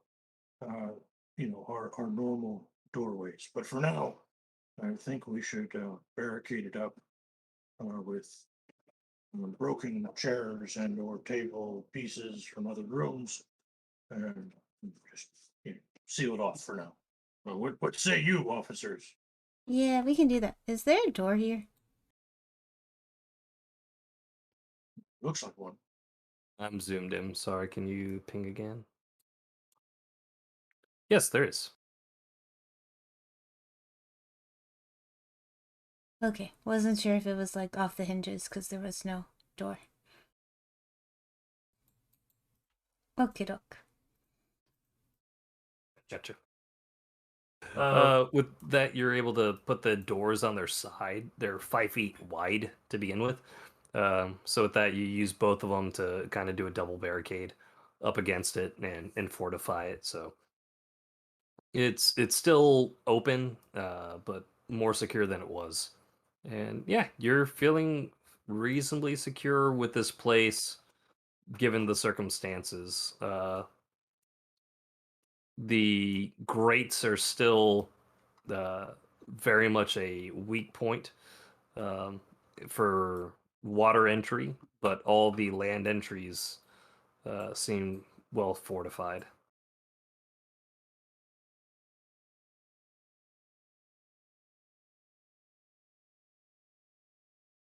And it is seeping into nighttime.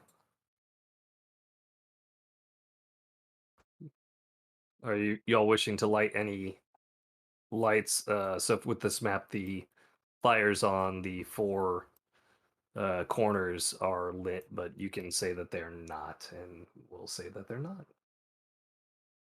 I don't require light, so I just as soon not draw attention. I'll take position within the master room. Although the bed is not serviceable, I've dragged a suitable bed to that room in preparation. All right. I accidentally deleted myself. Oh no. You fell into your book? No, I made a line I didn't want there, and then thought I clicked the line, but I clicked myself.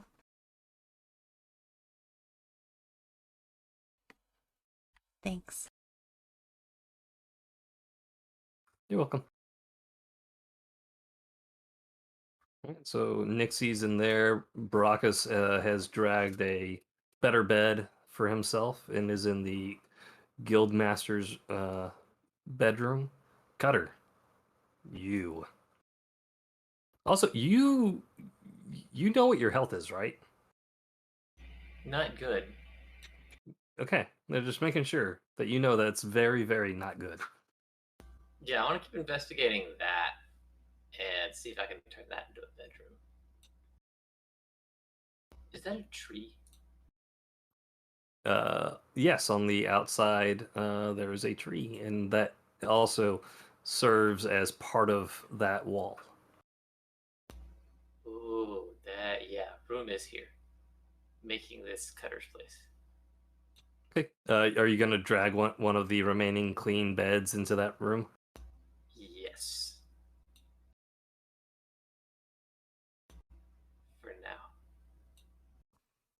Also, did I find a storybook?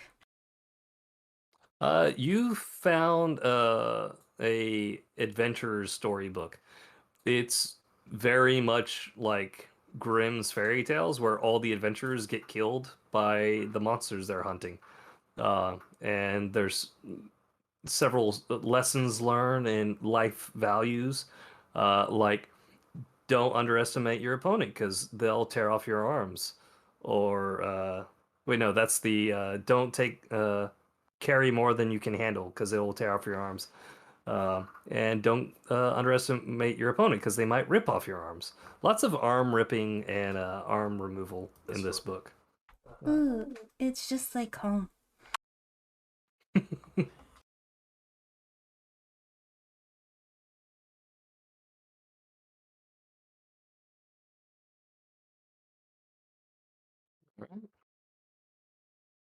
Yep, there you go. So Cutter's going to attempt to sleep there for the night. Bone Snapper's attempting to sleep there. Nixie's attempting to sleep there. And Nagnash is going to Nagnash. Yeah, he's out outside in the perimeter, outside my non-existent window, I presume. He was, and then he noticed the circular turret, and it looked so much like a nest that he just had to. Yes, proper griffin aviary. It's just gonna be perfect.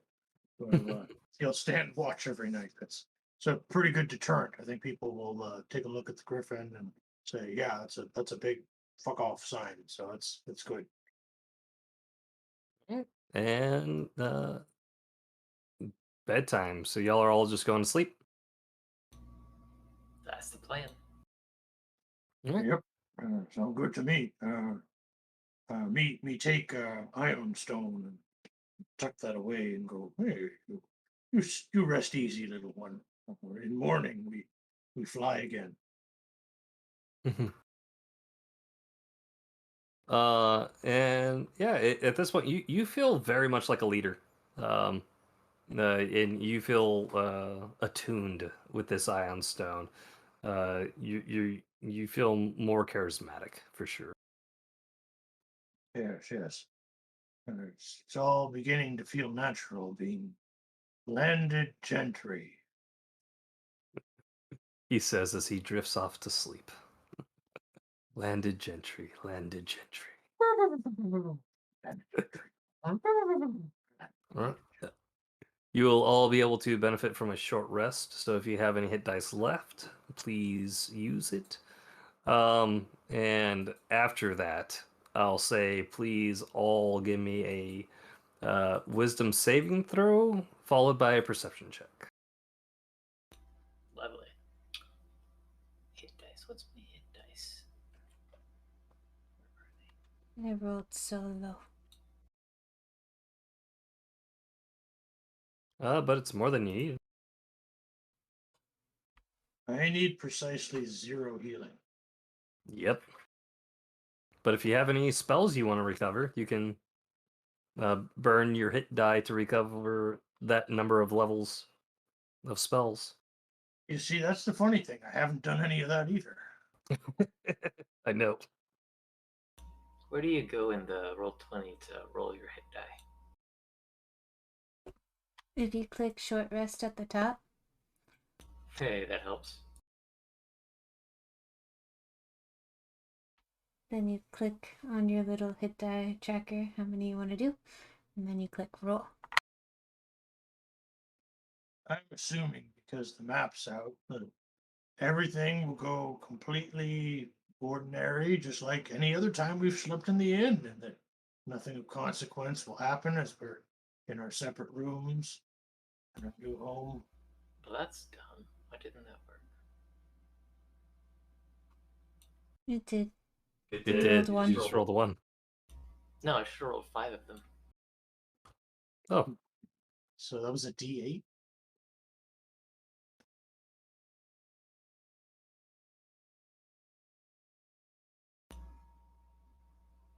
Do you get to add anything to that or no? your con. Like, yeah. I was about to say it's unmodified. I get to add my con to each one? Yep. each roll, but your con is 10, so Bum, bum, bum, bum. It is then. yeah, it is. Oh, roll. Now, on top of these hit dice rolls, you said there was another check that you wanted us to roll? That's what I'm doing. Perception check, yes. Because everything's going to go just fine.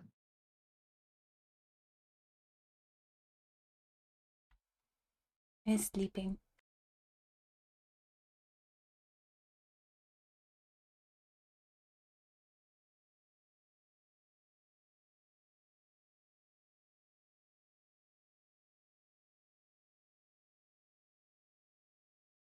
Okay, and Cutter's perception was 16 as well. So got 2 16s and 8. Nixie, you are deep in sleep. Nothing's bothering you. Baracus and Cutter, you hear. Well, actually, since we have since discovered that there are windows, Baracus, you hear a scratching along the glass panes of the window next to your bed. It is enough to stir you. Your choice if it wakes you up or not. If you, I choose to allow it to wake me. Right. Does Nagnash get a roll as well? He should. You're right. Let's give that to him. Let me grab him. Or do you remember how to roll for him? Mm, If you go to the extras tab,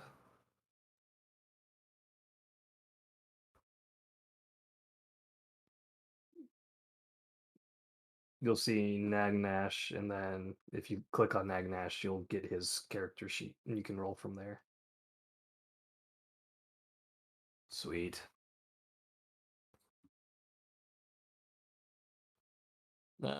So Nagnash is gonna Nagnash, and he'll actually cry out. So unfortunately, Nixie's still too quiet, or still too deep in sleep. Actually, no. It's another sound. I'll give you another perception check.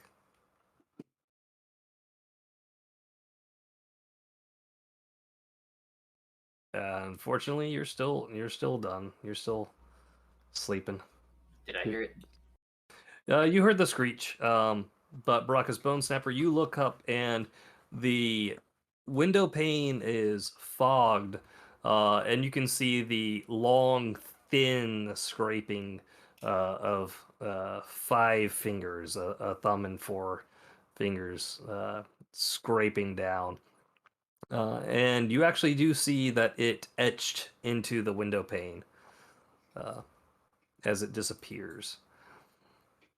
And for Cutter, you hear a gentle scraping up against the door right here. Yeah, don't move the door, daggum.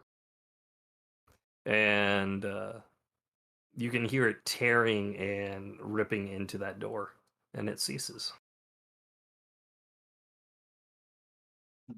I let loose the iron stone from my breast pocket and say to it gently, as if it's a sentient thing, we may need to calm the ghostly spirits that have been disturbed here. Yes, we will tell our guildmates to rest easy. We mean them no harm, and we wish to restore their guild. Yes, I'm hoping that's what this is. Nothing else.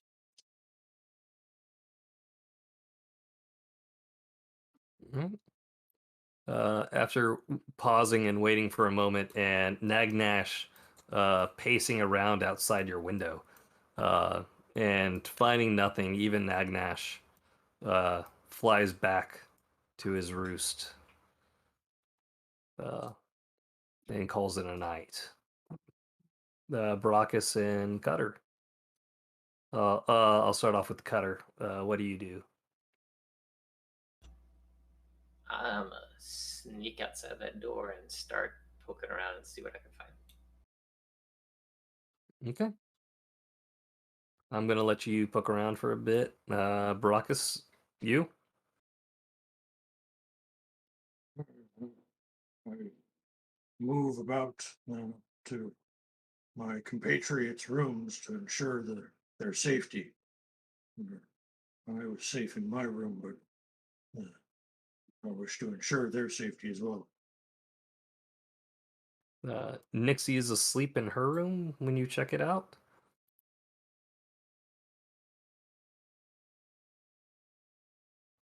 Cutter, show me the path that you were walking.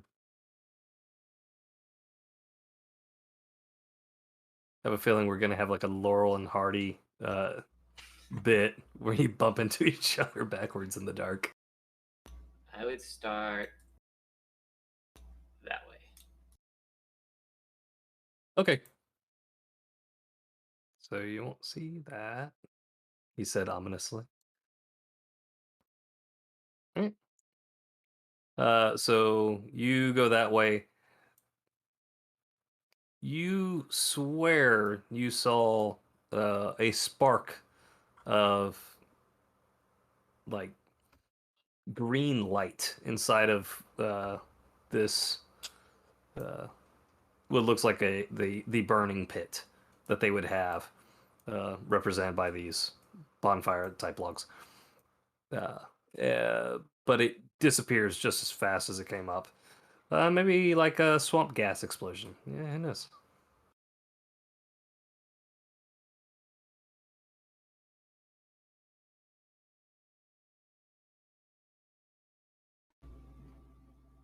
This could be bad.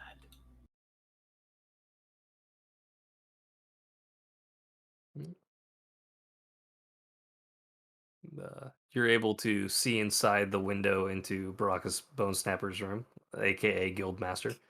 He is not in there. The water is streaming through, and it is still that putrescent green. Although the map makes it look lovely and blue up at this top part of it.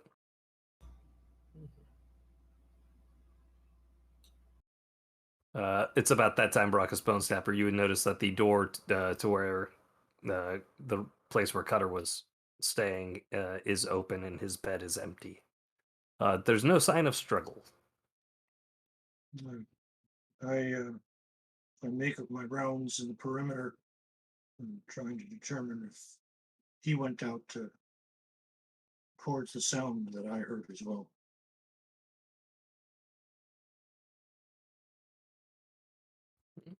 The same image of the flash of light happens as you approach and just as quickly disappears. Rounding the corner, I see my compatriot. Cutter, does he see you? That would be a what, stealth check or? Yeah, well, yeah. If you're, are you stealthing right now? Oh Is- yeah, absolutely. All right, give me your stealth check. Okay. Confirm button.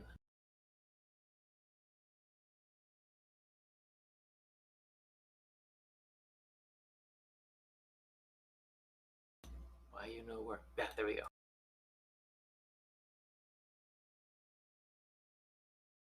And I do have advantage on that one. No, you don't see him. You thought you might have heard something, but it's probably Nagnash. Uh, again, the green putrescent waters flow through here. Uh, but both of y'all, when you get around to this bridge, something will happen. So, You're not supposed to tell us that. oh, sorry, my bad. So like, Yeah. So when Cutter gets there, Agnash, Agnash. I am most clearly not stealthing, so I presume you see me. oh, I'm a Nagnash. Caw. Penguin. Miss that bird. She comes down and she is slightly annoyed, um, realizing that that water is putrescent. She just lands in front of you. It's like, what? What do you want? Um, and Cutter, what you see is the bodies that were under this bridge uh, turn their heads toward you with green lights in their eyes. Their jaws drop open, uh, and gaseous fumes come out towards you.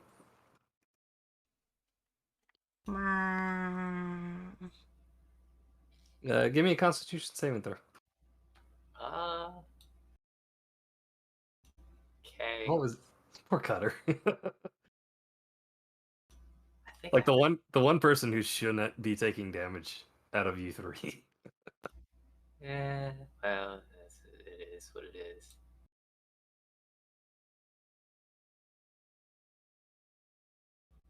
A 9. I rolled something. Well, you slump over, yeah, falling asleep. And you have horrific visions of vampires attacking this place, slaying these guild members, um, and yeah, good things to sleep to, really. I'll give you more details on that in a bit, but Baracus Bone Snapper, you saw the green fumes trail, and you heard the slumping down of Cutter as he hit the ground. Realizing that he is there, what do you do? Say to Nagnash, Nagnash, Cutter, there. Take and point aviary. Oh. And Cutter, you're gonna get roosted. All right. I can't complain. I'm asleep. No, yeah,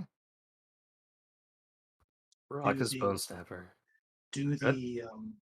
the undead things underneath the bridge there, are they clambering out from under it, or do they appear to be protecting it, or After the gaseous fumes stop, their jaws dislocate and they go back to being inanimate.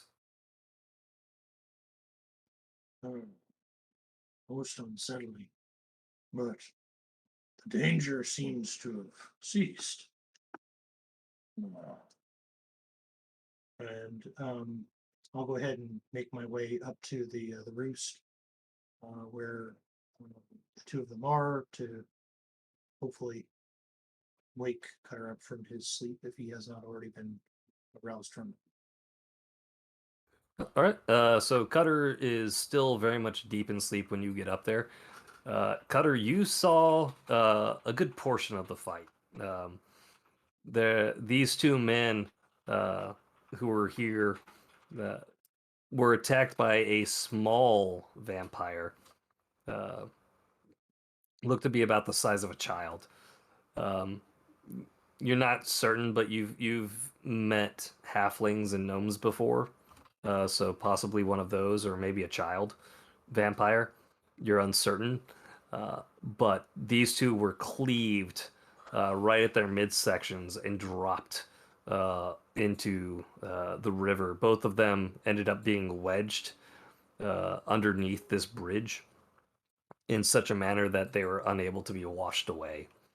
Uh, the small being that disposed of them, you weren't able to get a good look at its face, but you could see the fangs and the hideous smile with the dripping blood from its chin, clean shaven, uh, as it started walking forward and disposing of other members of their guild. And so at this point, Baraka's Bone Snapper, all you have to do to wake him up is just attempt to wake him up. Yes, I will do this. I will shake his shoulders and tickle his feet and whatever other manner of waking him I acquired. You're able to just shake his shoulders, and he snaps to. Um, Cutter, one more thing: the perspective of that vision. Well, you were one of those guys on the bridge. You felt you were actually cleaved into um, and felled in that moment.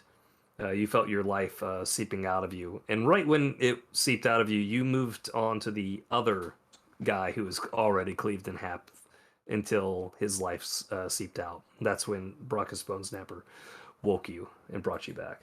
I wake up flailing. Worry not, it is I, Baracus, landed gentry.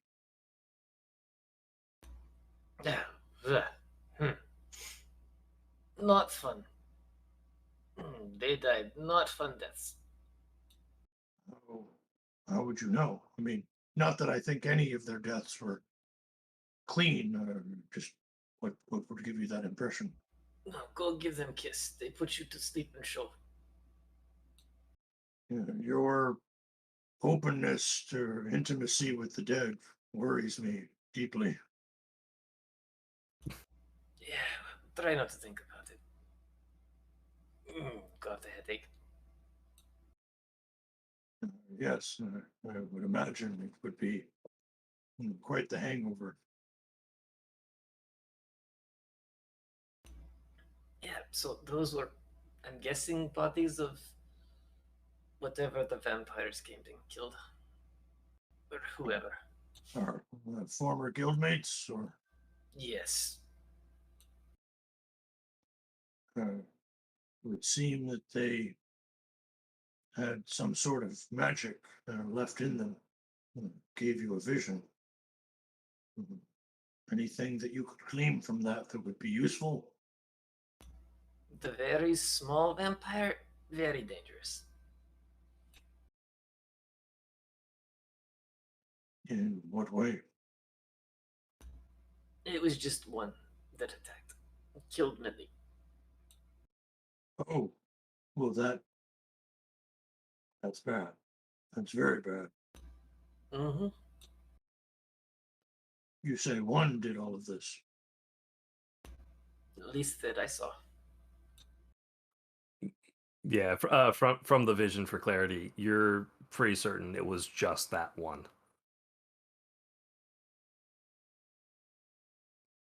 Uh, the vampire, a description, a name, anything that would be familiar to us or allow us to prepare. More like child, clean shaven, bloody things. That's about all I remember as I was getting killed again and again. Baby-faced vampire. Well, mm, we will stay vigilant and perhaps do reconnaissance and assess our opponent.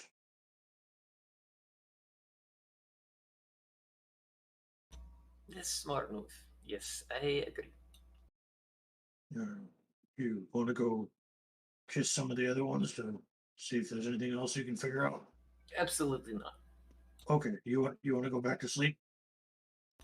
That would be preferable once we Do- find the thing that scratched the door. And I'm assuming yours too. Oh, yes, there was a scratching at the door. Did you see a weird light as you were walking in this direction? I could have sworn. Yeah, by campfire. Right. There's some spooky stuff in there. The glowing eyes underneath the bridge, same color, right? Yep. So you want to go poke the fire over there, and I mean, you're already had it once. You might as well keep the vision consistent. Like you should be the one to do that. I think. Yeah, I've already taken enough beating today. Yeah, sure. I mean, I'm right behind you. definitely behind you, but yeah, I'm right there. So, you go mess with the green light, keep it consistent. They didn't hurt you last time, so, figure, hey, don't flip the script. You got this, buddy. I'm gonna watch. I guess we'll go poke around at the fire. Sweet. Yeah.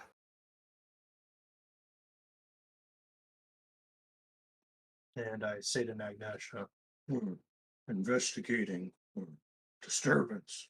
and I make a motion for clawing, something that was scratching.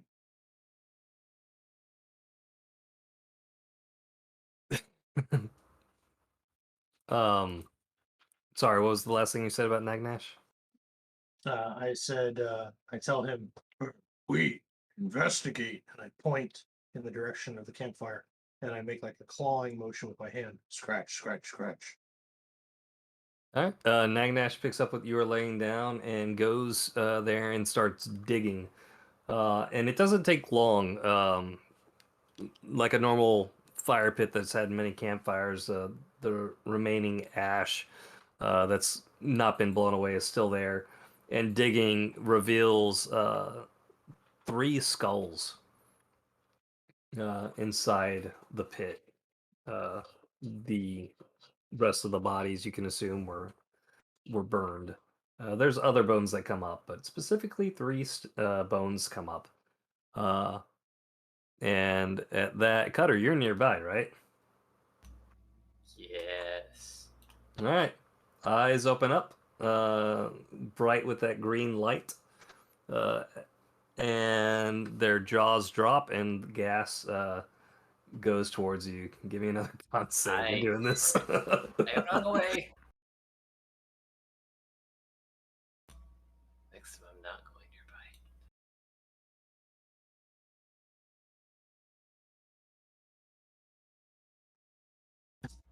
Awesome. Yep. You drop again. These men have surrounded this small hooded vampire. It's safe to assume he's a vampire now. And we've got you surrounded. And it as he's saying this, and it's like there's no escape. The small vampire moves with such speed, uh, and you can see it clearly from the perspective of the guy who's saying this. And you turn your head to see that its blade is already in your side. You feel like it's not enough to take you down, but then he lifts you up and throws you into the fire from the bonfire that was lit to assist y'all in seeing in the darkness. Again, you're seeing this from his perspective. And he continues to move through the others in much the same way. As you're burning and finally expire, you move on to the next body and do the same thing. Although in the third person, you're still standing, and you feel like you're just about to get a lucky strike in. You anticipated where he was going to be, and he moved right where your blade was. And then you finally see this creature's face, and it looks so pure and innocent that you pulled back the blade as it looks up at you with those innocent big eyes. He stabs you right in the groin and throws you onto the bonfire. Ooh.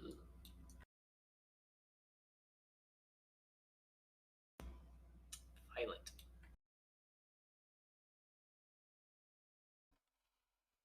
Does that wake me up? Well, he's asleep right now, so The digging outside. You know, at this point, there's been enough minor nuisances that yeah, you know what? I can't ignore this anymore. I'm awake. Go Nixie. You are awake, and you can see them outside your window, digging around, cutters on the ground. What are they doing? I'm gonna open the window and go out and be like, what are you guys doing? Stay clear of the gas until it dissipates, or else you're going to have a really bad hangover. Oh, okay. And once the gas dissipates, and I've given there enough opportunity to let Cutter enjoy his nightmarish visions, because I don't want to cut him off too soon. Something useful to be gleaned, maybe. Let him kind of relive that for a couple cycles, and then jump in and go, hey, buddy, you you good? Just before you do it, because you delayed, um, the after the third person burns away, uh, a fourth person from up here, from the tower, shoots down at the vampire and gets him with the arrow. A clear gash across its cheek is made, and the blood's dripping. The vampire quickly closes the distance, and from the archer's eyes, you can see the wound heal back up and close before you get thrown off the balcony. And as you're falling towards the ground, Baraka's Bone Snapper wakes you up. Yeah, no, no more. Mm, stupid little vampire. Mm, good morning. So, anything new, useful? No, same thing. 4 different dead people. Little vampire is scary. If it looks cute, hit it anyways. No, Ugh, it's unfortunate. fast too. Very fast. Most disappointing. Uh, Maybe we should start whittling some stakes out of these broken stools. does that work? Wooden stake?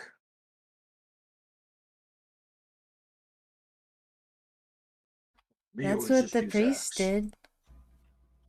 It's way to kill vampires. Make them stay dead. No, I usually just cut them to pieces with my axe. And then burn That them? works too. I never stuck around that long to find out. Oh, they might have been put back together. You should always use the wooden stake or the fire. The fire or the wooden stake. Yes, yes. The very nice, jovial man told me lots about vampires.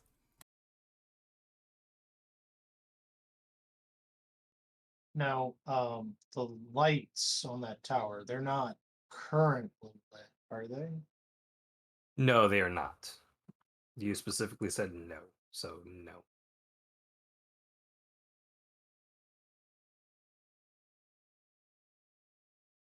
I don't have this exact same map, I don't think, without fire on those 4 points. I'll double check, but I don't think I do. Okay, copy that. Whenever you get it fixed up, I will. With that time check, it is 10:54 Eastern time. How is everyone on time? I'm I okay. forgot how long we go with this one. Okay. With that, Cutter, you're saying you've had enough visions for tonight? Preferably. Yeah, I mean, if only Someone you else could. a turn. If only I could what? Nothing. I was about to give away something. Yeah, if only. Uh, the air is stale tonight. At this moment, there's still a nice, very dispersed fog throughout this area, but it has gone eerily quiet now.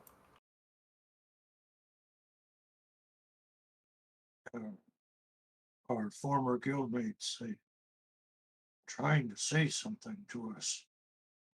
Mm, I wish they had more to say, except that the forces we fight are insurmountable. Well, you're sure there's nothing else to be gleaned? Mm, all right, we can do more. Goody, goody. This time, I'm gonna let you sleep as long as I can. How kind of you. It's gonna hurt, but let's do Where were there more buddies?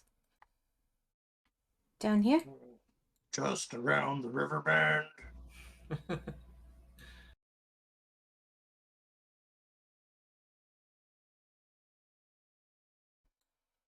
Hello, dead buddy.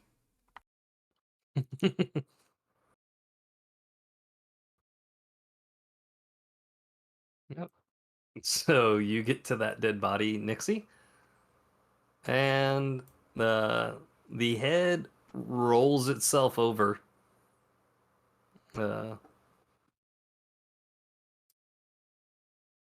Actually, hold on, let me double check this one. Yep, okay. So the head rolls itself over and looks up at you. Eyes flash green, mouth, jaw drops, and hits you with green gas. Give me a Constitution saving throw. Yay.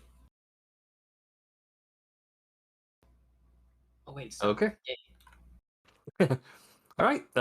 You flutter down to the ground asleep. I did not think you were going to fail that. So there we go. I rolled really low. You did. Good job. So this person is actually moving about like nothing's happened yet. Your take is there's no threats.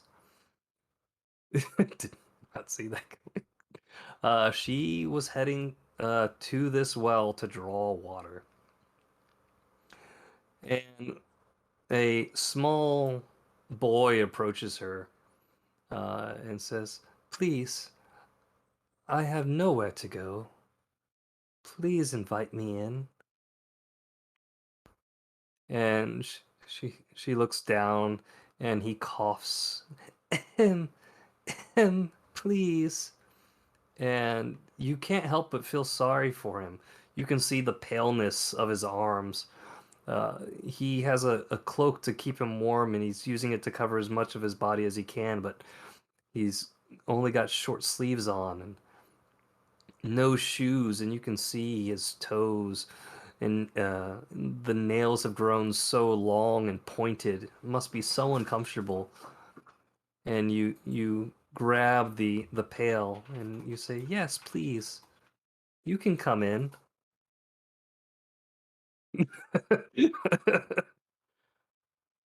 And he says, "Oh, thank you.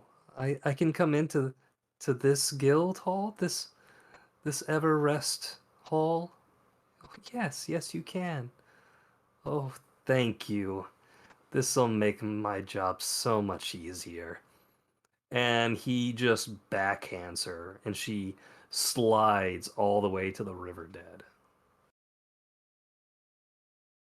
And by that I mean you go flying.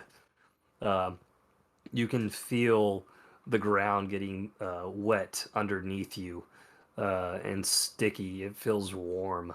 Uh, the water goes from very cold to warm as well.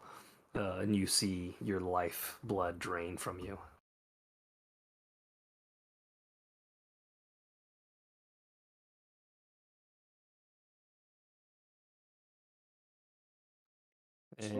So me let that go for like a good 5 minutes. Hopefully it doesn't cycle too many times. I wanted to be absolutely sure we get as much out of that as possible. And, Uh, and then we shake her awake. Okay. So right as he's about to shake you awake, you're enjoying the mead hall. or the hall. You're drinking mead. You recognize the taste, and the guild hall doors break down, and you can see this small child's foot land, um, just after the door crushes you, uh, and you can see him smiling. And then you wake up to see Baraka's Bone Snapper. He was invited in. Oh, that's a definite no. Just for the sake of saying it, don't invite anyone into the keep unless they've been vetted by our all of us, right? And someone who can vouch for them. Just to like be 100% sure not a vampire, kind of a big deal. And also, it should be known by all entities present and otherworldly that an invite does not extend to a place forever. That was a one-time thing, not invited back. Invite officially rescinded. Okay, just putting that out there. It's a new Um, guild, new management, not invited back. I'm not sure how it works in this realm. In some realms, if there's a transference of deed, it becomes a new dwelling and they are no longer invited in. But I'm not sure how it works in this world.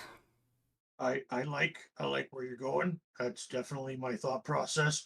Might even rename the place just to be safe. Couldn't hurt. Oh yes, definitely rename the place.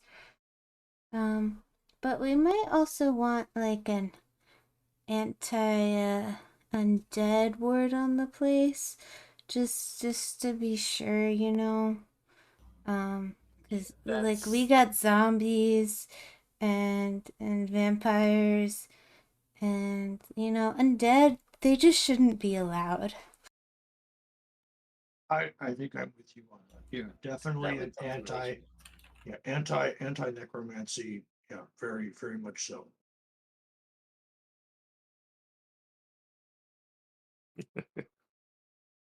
Uh-huh. Great. I think we've really grown a lot this evening.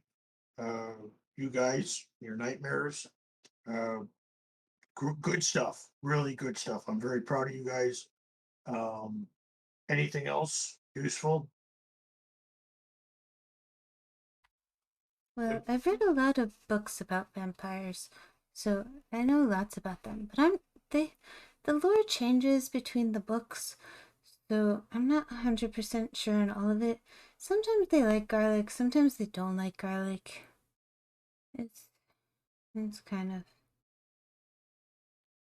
a bit odd. So I think I know a couple more spots for bodies. If you guys want to do Yeah, why another not? more weird trances. I might just let you enjoy this next one till dawn, because it seems like you guys, it hasn't been looping right in the dreams. So you want to just ride this next hellish one out. Not it. Yeah, I touched my nose, not it. Crap.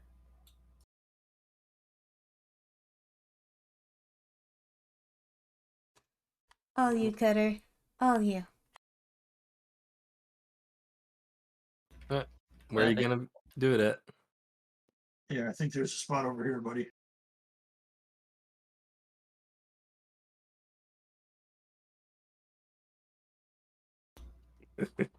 all right. Gas me. Uh, I poke it with my foot. yeah, you don't have to. He's already turned his head, eyes glowing green, jaw opens up and gasses you. Uh, Con saving throw, or if you just take it, you take it. I'm just gonna take it. There's no point.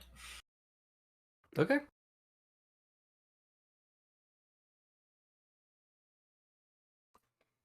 For the record, I'm quite a bit up in the air.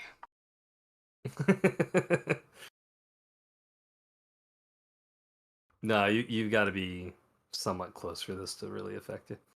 So you just take it and you fall asleep. Uh, This guy actually got taken out before the pale girl.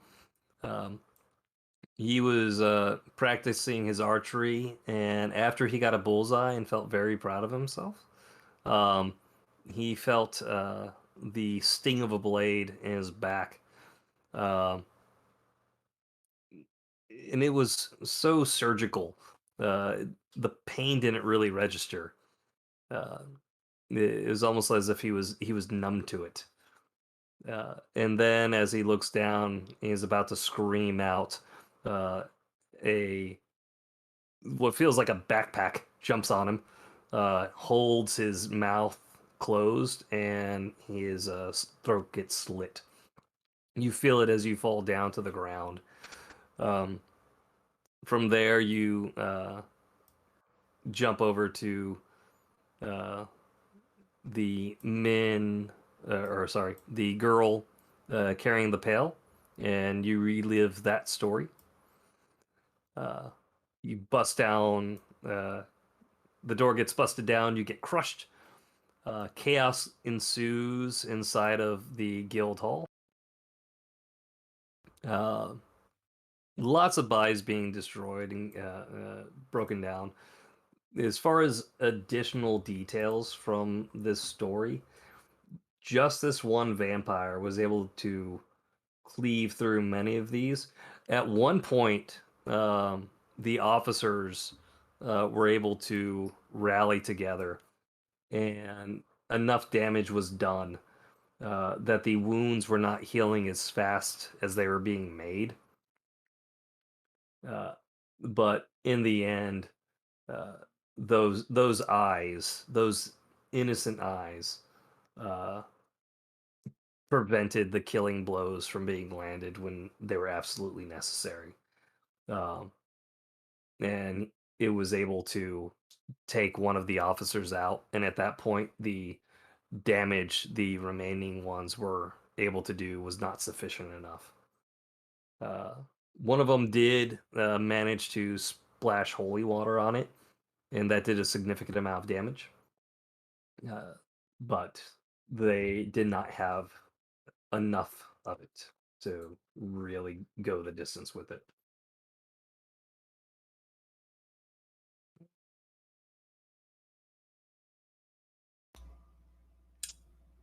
Scary.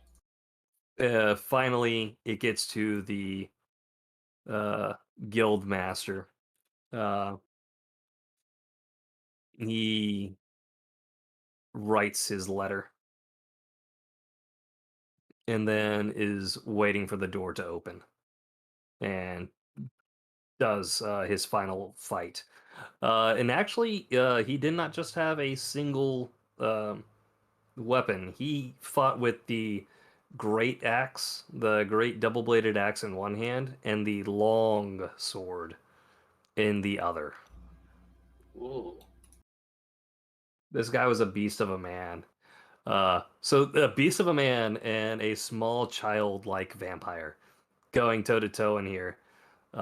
Eventually, the vampire was able to toss the guildmaster onto that bed, and that is where he was eaten alive. And it wasn't just blood sucking. When I say eaten alive, he was his flesh and meat were torn by the mouth of this small childlike vampire. Yikes. And at that point, it finishes, and you wake up on your own. Well, that was fun. And I will recount the tale to the other two.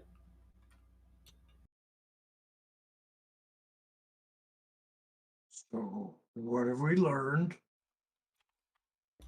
We should get an irrigation system that spews holy water.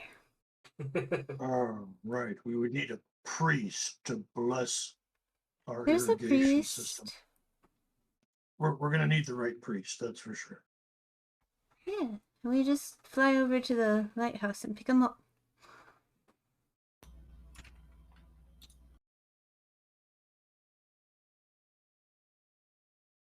Probably have the map for that too, but it's not ready for y'all to see yet.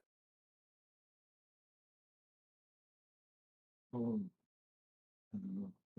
so all of the visions have been seen. Nothing left. Yep. Watched it from first to last. And we're sure we've laid to rest all the bodies of what memories are still haunting them. The gas has been freed from them, or Well, I'm sure yet. they'll still gas anybody who gets close. We're gonna have to dispose of them in the morning. Just like the other ones, the jaw dislocates from this uh, undead as well, and it is again inanimate. No more green. Not that you can see. No. Oh, and kind of cast my hand out towards them and I say, um, "Rest, fellow guildmates. Uh, we heed your warnings."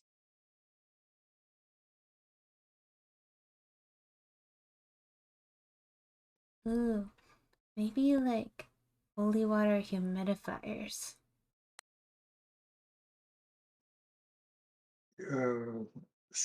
Maybe. I feel like you owe me a destiny point for saying humidifier. Sure.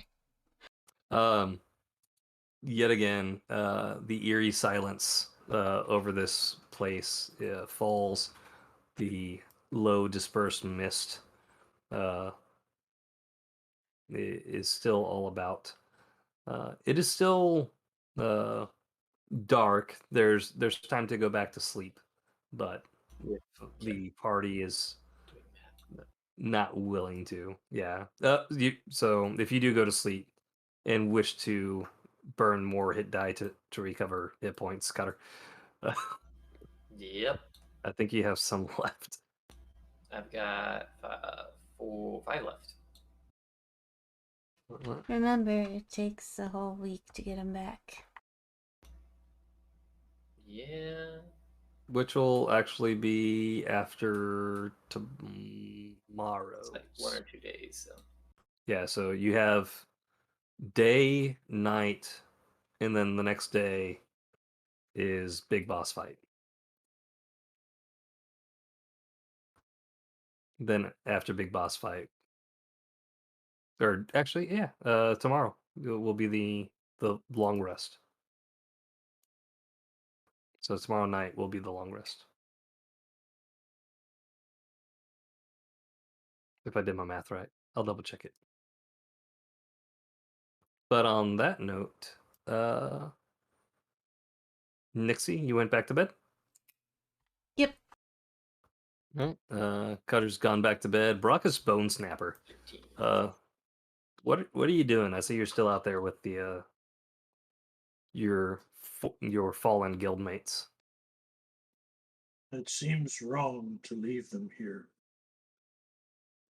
Uh, have I rested sufficiently that if I were to stay out here, exerting myself, would I be exhausted? No. Or have I Uh, just slept enough? yeah, you've rested up enough. You weren't by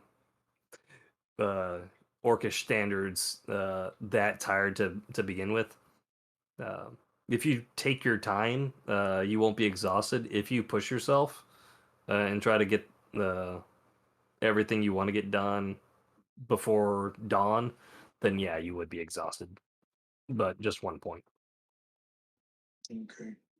Um, I will collect as many of the bodies and remains and try to dig them proper holes. Not one mass grave, but try to maintain some dignity. I will fashion some places for them. Yes, along the back, so that when I look out my window, I will see the headstones. Those that would come through that wooden barrier should see that many have come before them, and we will gladly give our lives if necessary to defend our guild house. Starting with the red shirts, of course, and moving our way up. They will be sacrificed in ascending order from lowest to highest, and just calling it how I see it. I'm gonna use this to kind of denote where they're gonna be buried. That'll work.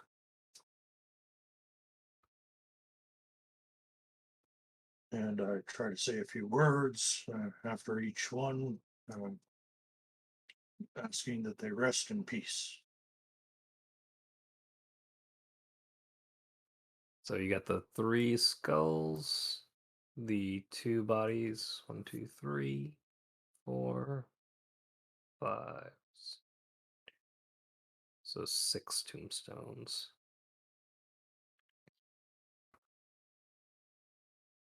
Nagnash does Nagnash's best to help. Dawn has risen. The sun has risen, and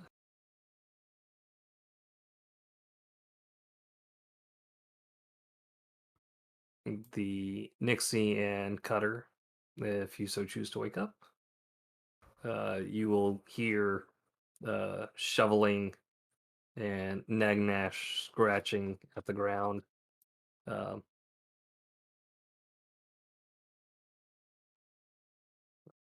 Especially you, Cutter. As soon as you open the door, you'll see what Brockus is about, and Nixie through your window. You'll see what he's about. Uh, uh, Very diligently burying the dead.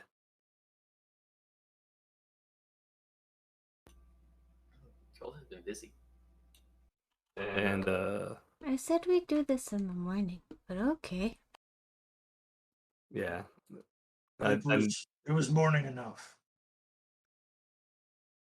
I already gave you inspiration, but something else is going to come out of this later down the line. So just wanted you to be aware of that this will pay off for sure. It seemed correct given my background. Yeah, absolutely. So none of those corpses are there anymore. They're all uh properly respected. With that, the sun is risen. The party assists Baracus in completing his task. And as you're moving the bodies and putting them in there, besides the 3 skulls, you found that the 2 on the bridge were both copper. The archer was actually gold. The one down here near the letters, he was a iron, and she was a copper.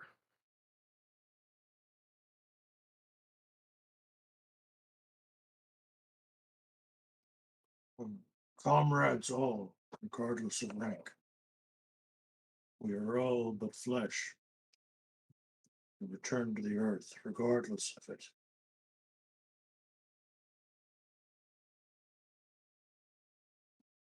Painful reminder, a humbling one. May they rest in peace.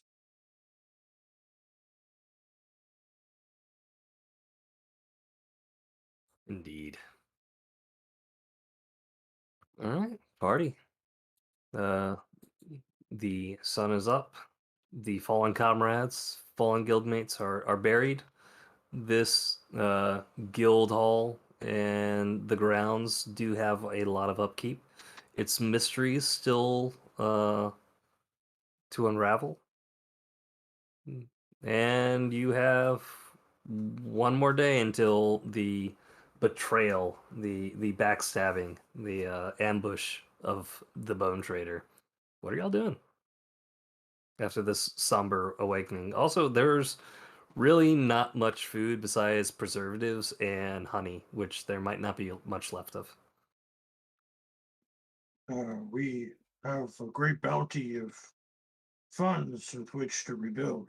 Perhaps we should begin commissioning individuals to do work to secure the perimeter, artisans to restore hinges to doors, and purveyors of supplies so that we may rebuild. Yeah, well, maybe we should get some seeds to put in the dirt.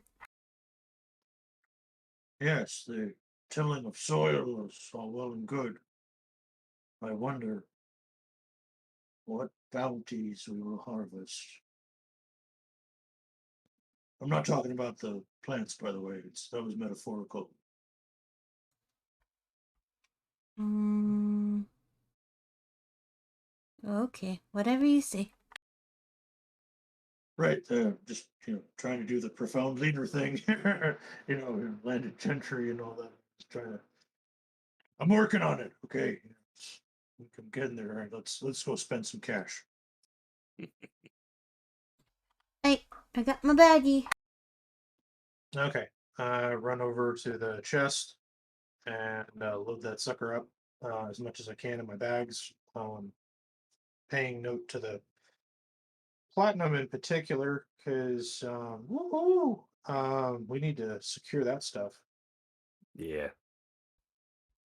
That was a good haul. It was a heck of a haul. So the only place I know where to go to, like, get supplies and, like, commission people and stuff is the bone trader. I feel like that's not a good place to go. Or it's the best place to go because we'll get all of our money back that we spent. You might be right there. Okay, let's go.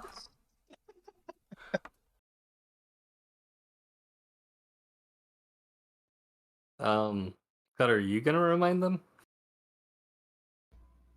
Yep. Okay, please do. What you got to say, buddy? What was the plan again?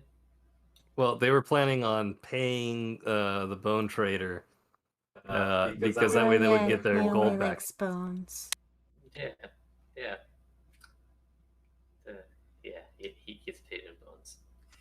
Okay, we need to find someone who likes getting paid in gold. Maybe we should go ask the innkeeper. He's a nice guy.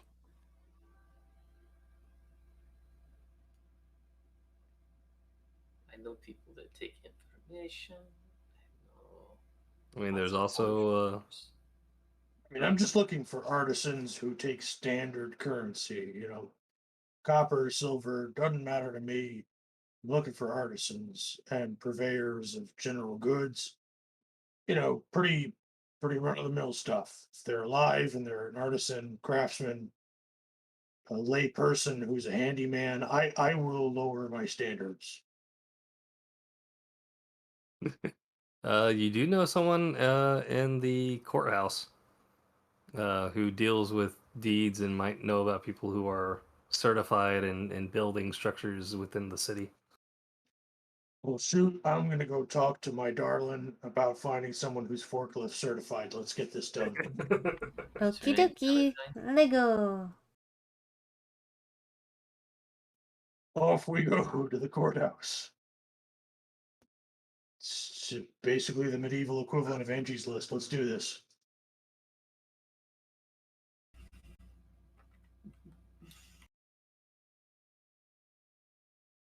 Oh, the wrong courthouse. But no, this works. This works. Looks different, and there's nobody here. And it's Ooh. been ransacked. I had a courthouse for y'all. Oh, well. I'll take it. This looks official. Yeah, we'll just go with this. And theater of the mind. So this is the style of courthouse it is. So it's very cool. There's more people in here, and more. This is like if y'all were to see a judge, this is the room you would see. So apologies, I got the wrong one up. But yeah, she's there. There is no one else waiting this time, and she waves. Uh, Brackus, hi, nice to see you. Ah, yes, yes. I'm trying to, clean the place up now that I am landed gentry, and I wanted to ask if you had anyone in mind for cleaning the place up. I want to make it suitable in case, I had guests. And I give a wink and a nod. Oh, oh, wait, you're gonna have get. All right. Um, yeah, I know plenty of people who can do this. Are you looking for mason work or just work around the grounds or someone to work there full time? Also, Yes, did you all of the know above. that all of the other workers here are crabs? I did notice the crab people. Things have changed dramatically in the room. So Yeah, so that was in case y'all did something else. And back. Y'all weren't supposed to see that one, but the there crab you court. go. Ixnay on the crab court. Okay, got it.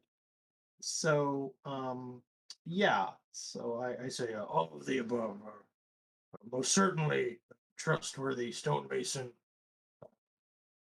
Definitely some woodworkers. I did see a smithy that was in perhaps disrepair. We could use artisans of all types. Um, yes, yeah, carpentry definitely up there, and stonemasonry. Yeah, Yeah, someone like kicked down the door, so like it's a whole mess. we could use an entire array of craft persons and lay persons for maid services and general cleanup. Uh, no vampires allowed, though. Oh, and a priest. I Yeah, know where to definitely, find one of those definitely need a already. priest. Or going to consecrate the whole place, every square inch of it.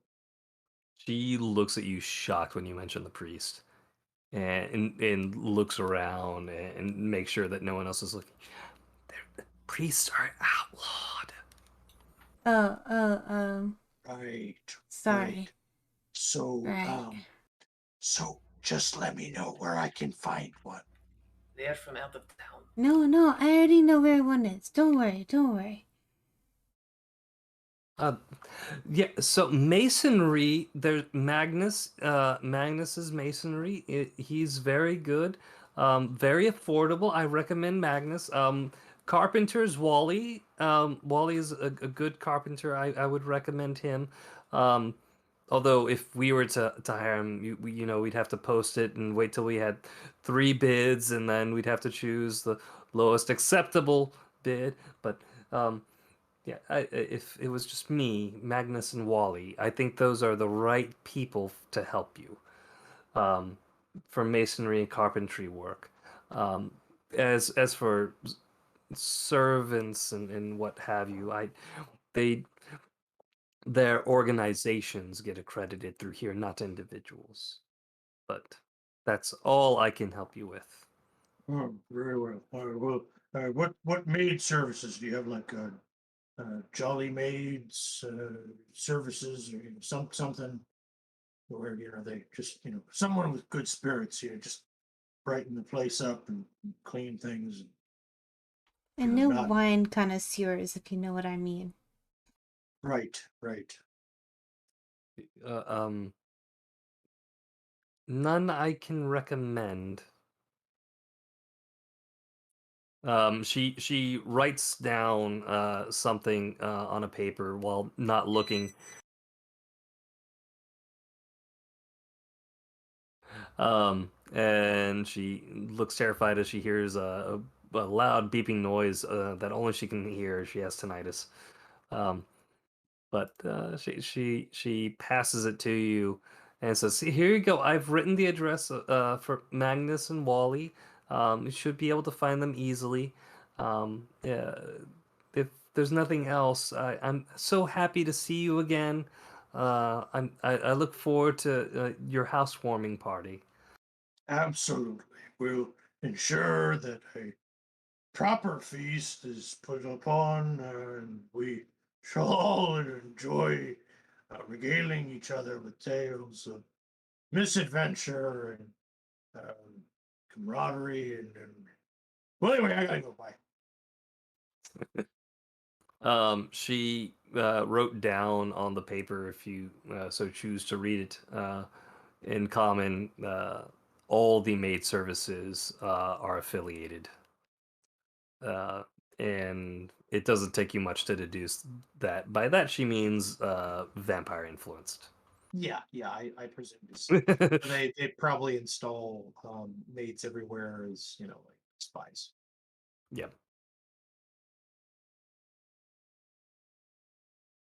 I mean, it's the best place to put spies, is, wait staff and stuff like that. Yep. Yep, it is. So, where is Magnus and Wally at? That's a good question. They would be in the uh,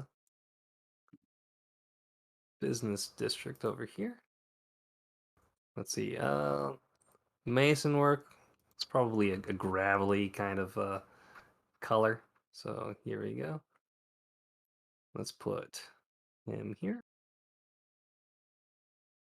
Can y'all see that, M? It's a little too gravelly. I have no idea where to look. Oh, I see it now.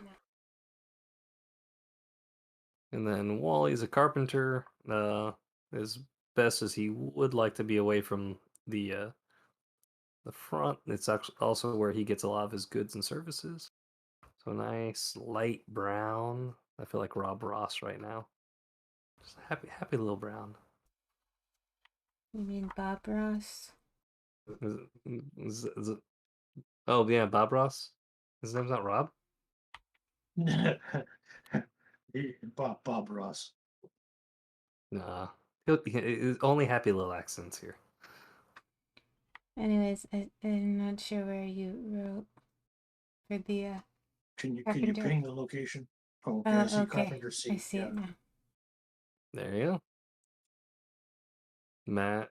Mason and carpenter. Magnus is the mason. Wally is the carpenter.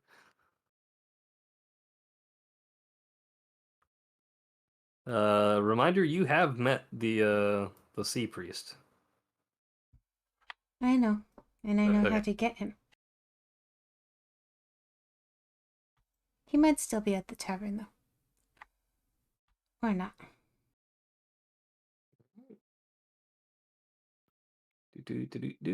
Now that y'all know where it's at, where are y'all going and how are you getting there? Well, the mason and the carpenter is on the way to the priest, so let's go that way. Are you flying? Of course.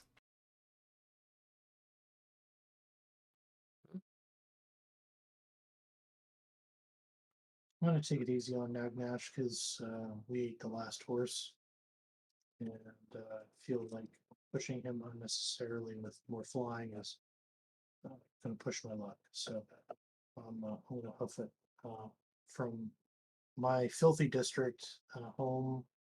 Let's see, where was the courthouse that we were at? Okay, copy that. So I guess I'm gonna make a southeasterly approach. From yep, heading that Uh, way. okay. Also, good call on not riding Nagnash after staying up with you burying those bodies. That was gonna be a hard roll. Yeah, I figure he's probably tired. and hungry. Yes, absolutely. After you kind of give him free reign, will fly off. Um, and it's probably about the time when you're crossing this second bridge that you hear the shriek of food found. Ah, so someone was found, and they are food. Something. I won't go so far as to say it was a sentient bipedal creature or tripedal or quadrupedal. Copy that. Yeah. The number of pedals is not of consequence in this. Gotcha. I mean, not anymore. So yep, you're able to hoof it there. Who are you gonna visit first? These areas are not as bustling as the others. This is a trade district that primarily deals with shipping and receiving. Um, Although there are several fine craftsman type stores. Um, you do see like a jeweler's outfit, imports, exports, and most of these are shuttered and look to be either completely closed for business or repurposed for other ends. Uh, lot of Uh, these things out in the street as well. yeah, I'll yeah. go I make see my way. Magnus first. Yeah, I'm heading that way too. Let me move my icon. Yep.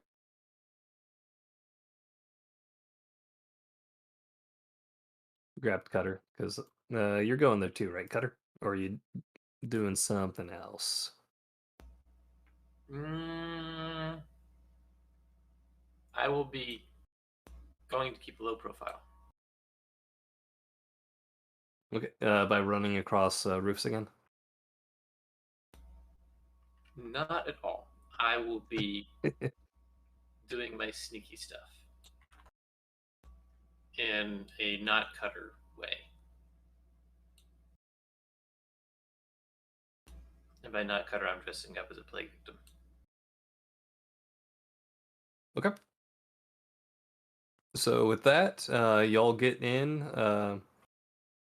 The masonry is open. The little bell rings as you open the door, and you hear a gruff voice of an old man say, "Coming."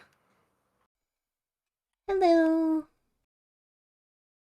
He is a stout man, balding, long, tied back white hair.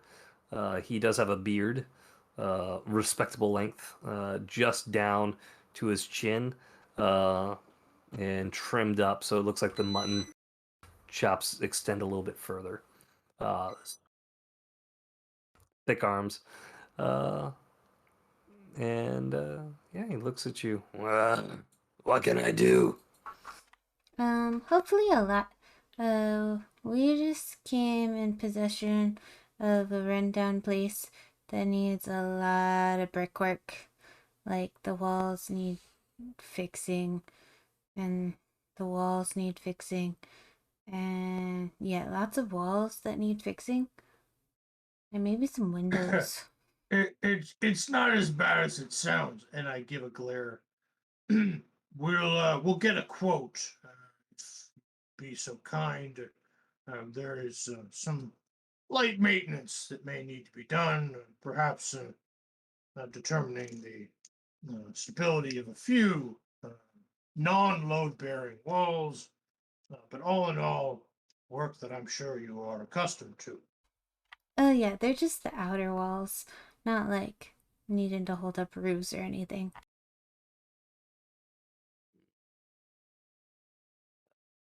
Where's this place?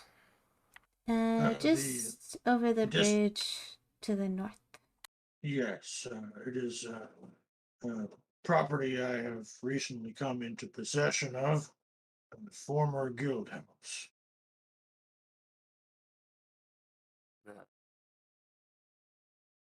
Is it one with a guy sleeping on a sword? One Yeah, in the same, yes. we might need a new sign too. I'm We don't sure want to the be called that carpenter anymore. can sure the carpenter can provide some new wood and an artist some signage. But I would not trouble our good mason friend with that. Oh, I thought you'd want a stone sign. They're much more hardy. I'll move y'all to that map again so you can see it. And that way you have a better visual reference of what y'all are wanting.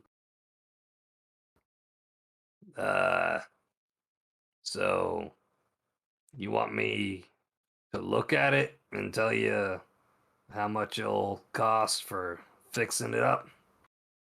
Yes, yes. I believe that an estimate can only be properly assessed after determining what would be the correct word. I want you to walk the property with me and make a proper assessment, if you would. Yeah. I can do that this afternoon or Uh, next week. this afternoon would be ideal. A safety inspection, of course. If we are to have inhabitants, I wish to make it livable as soon as possible. Alright. We do masonry work here and occasionally some iron work, but I outsource that. So, Yes, very well. Thank you. I appreciate the information and your time. Uh, I will see you this afternoon. What time would be best? high noon, when sun's at its peak. Yes, very well. At high noon, if you would, meet me at my estate. I will have refreshments. Hmm. Good way to butter me up. Also helps with the voice if I have something to drink. Yes, yes. And what is your preferred drink, good sir? Hmm. When working, ale. When not working, stout. Very well. I'll have a mix, and we can have a mix of work and non-work. Hmm. Good. See you then. Very well. Make note: stout for not work, ale for work. Copy. Okay, to the carpenter.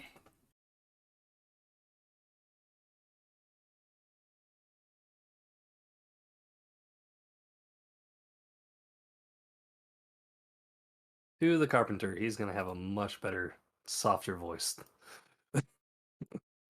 um, you make your way over to the carpenter's building, and again, the streets are bustling. Uh, Nixie, you're able to fly above them. Brockus Bone Snapper, the majority of them part for you uh, and let you pass, giving you a good, healthy distance as you make your way. Cutter, are you still trying to be low key? Absolutely. Okay. Uh, Due to this, it is harder for you to get through um, of your own natural abilities, uh, just because of how dense it is. If you're following the wake of Baracus, uh, you'll be able to get through it, but you're gonna expose yourself a little. If you prefer to do that, you can. If not, please give me a uh, stealth check.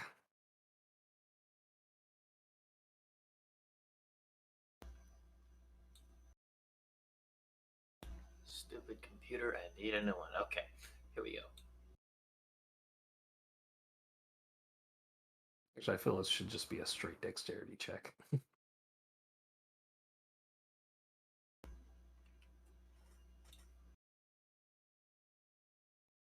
I already said stealth, so there you go. So you're able to deftly maneuver throughout these guys. But one person does get awfully close to you. I need you to give me a Constitution check.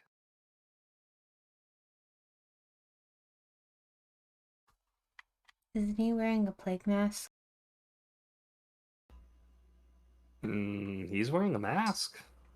Yep. He said he was wearing the plague doctor disguise. No, plague victim.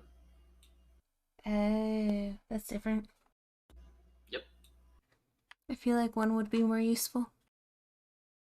Well, I don't have a doctor mask, so at least not a functional one.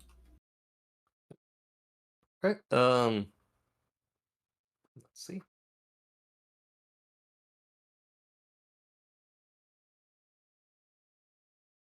Okay.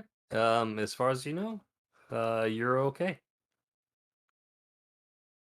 And y'all make your way to the carpenter's establishment, and the door is finely crafted. You can see Wally is etched into the door, and his symbol for his uh, business is tusks making a W. Hmm, I see we've come to the right place. You just like the tusks. Anyways, let's go on in. You enter in, and he has a very bushy mustache. Hello, welcome. You are here for carpentry work? Yes, Yes. yes. We need doors put back on hinges and like a new kitchen table and a new guild board. We've got some projects that we need commissioned. Might have to hire many people to help me with this. Um, you can pay? After you make your assessment, of course, uh, wanting to discuss the nature of materials, type of persons that you would be subcontracting with. Of course, we would work out the particulars. And yes, of course, we will pay. Uh, Good. Subcontractors, I pick and kick as I so please. You may recommend, but I get final say on subcontractors. My quality is my name. And I would have it no other way. he points at a sign that has his name spelt out in almost calligraphic style, but etched in wood and highly polished. He laughs to himself and says, lots of work, lots of time. Um, each job can be as intricate as you want or as plain as you want, but lots of work, lots of time. The property in question is the former guild house in the district just north of here. And perhaps you are familiar with the property. Yes, I helped with some of the carpentry work back when I was young apprentice and they were upgrading. But Well, you would be sad to see it today. It is in some state of disrepair. Trust you will be an utmost words. It'll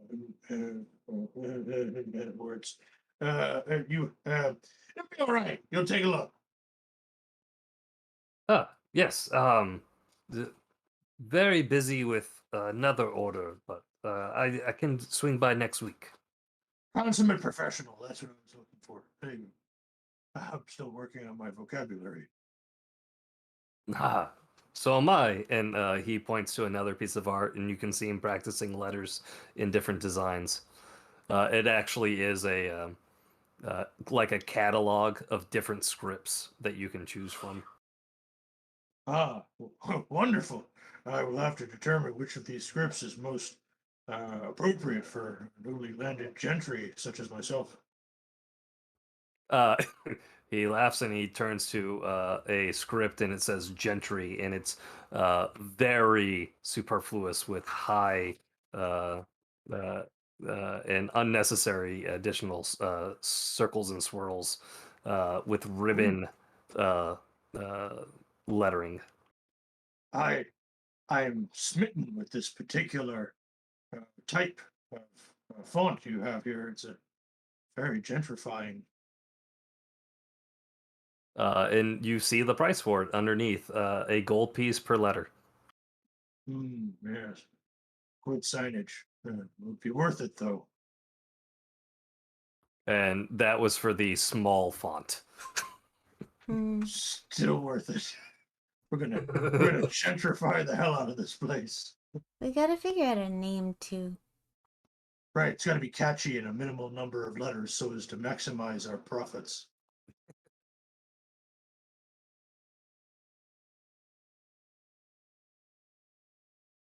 Yet to be determined. Yet to be determined. Nondescriptin. I like that one.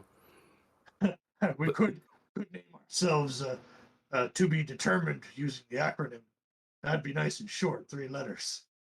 yeah. TBD. and then come up later with a real name that happens to use the same 3 letters. Be pretty sweet. The battle. Well, that The Battle battle dogs. dogs. we'll work on Anyways. that. The Brethren of Defiance. We'll hash that out. So yes, what time can I expect you? I'll be meeting with the stonemason at high noon. He said next week. Oh no, that's a long wait. Is there any chance that we might have you come by for an assessment today? Make it worth your while. Um, if you don't mind me uh, looking on my own and leaving you my assessment in writing. Yes, this is most acceptable. Please take note of anything that needs to be addressed, and we will address it. Thank you. That is, if you're not there. If you're there when I arrive, I'll let you know.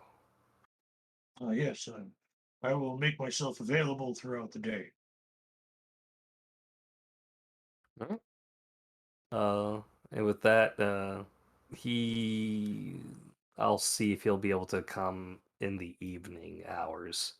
That's the soonest he could get there. Copy that. Yeah. I gotta go make sure I find a dry goods general store, and get enough provisions so that I can get the place serviceable as a base of operations, and also to get some stout and ale, other refreshments, maybe some charcuterie, nice little fruit and vegetable plate. I'll go get the ale and the stout. I can fly the barrels right on over. Buying by the barrels for. All right, awesome. In the city of Leipzig, locked down, where incoming trade has been slow, yet steady. Uh, the party is going to be procuring for themselves a private stash of food and drinks for their own guild hall, while bodies pile up on the outside. I'm looking forward to this.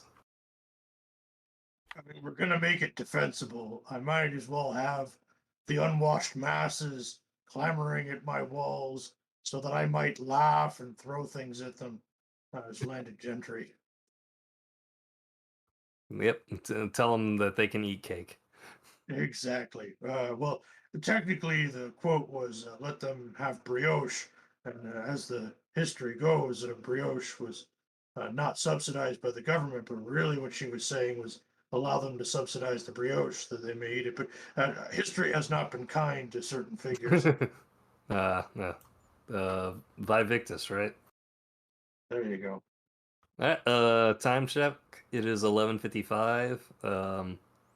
This was fun. So this was y'all letting me burn my destiny points so that I could get y'all just the right location.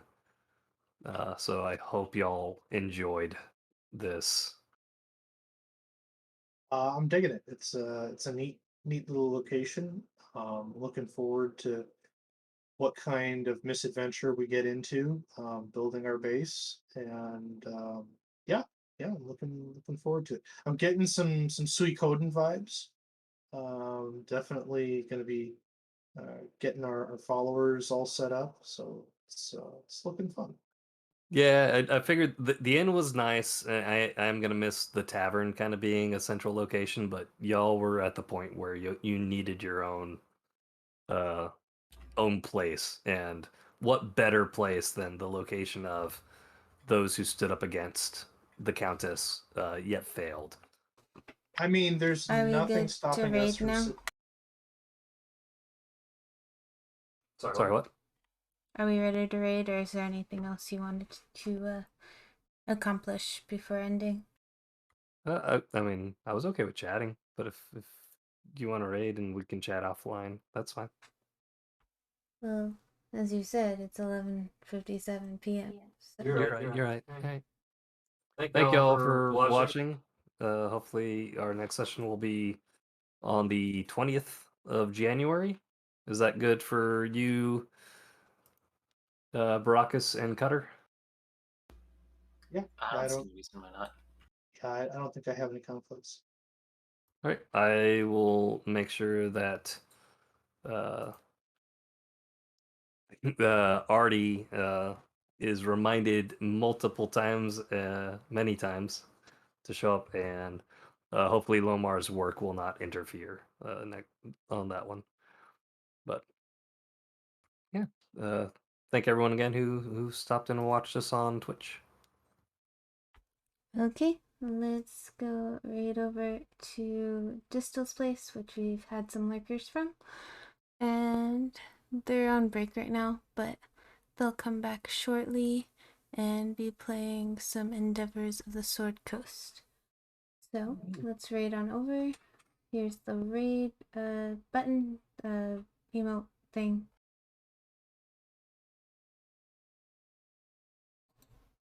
And you can do that, or whatever raid emote you have. And let's go. Have a good night, everybody. Bye.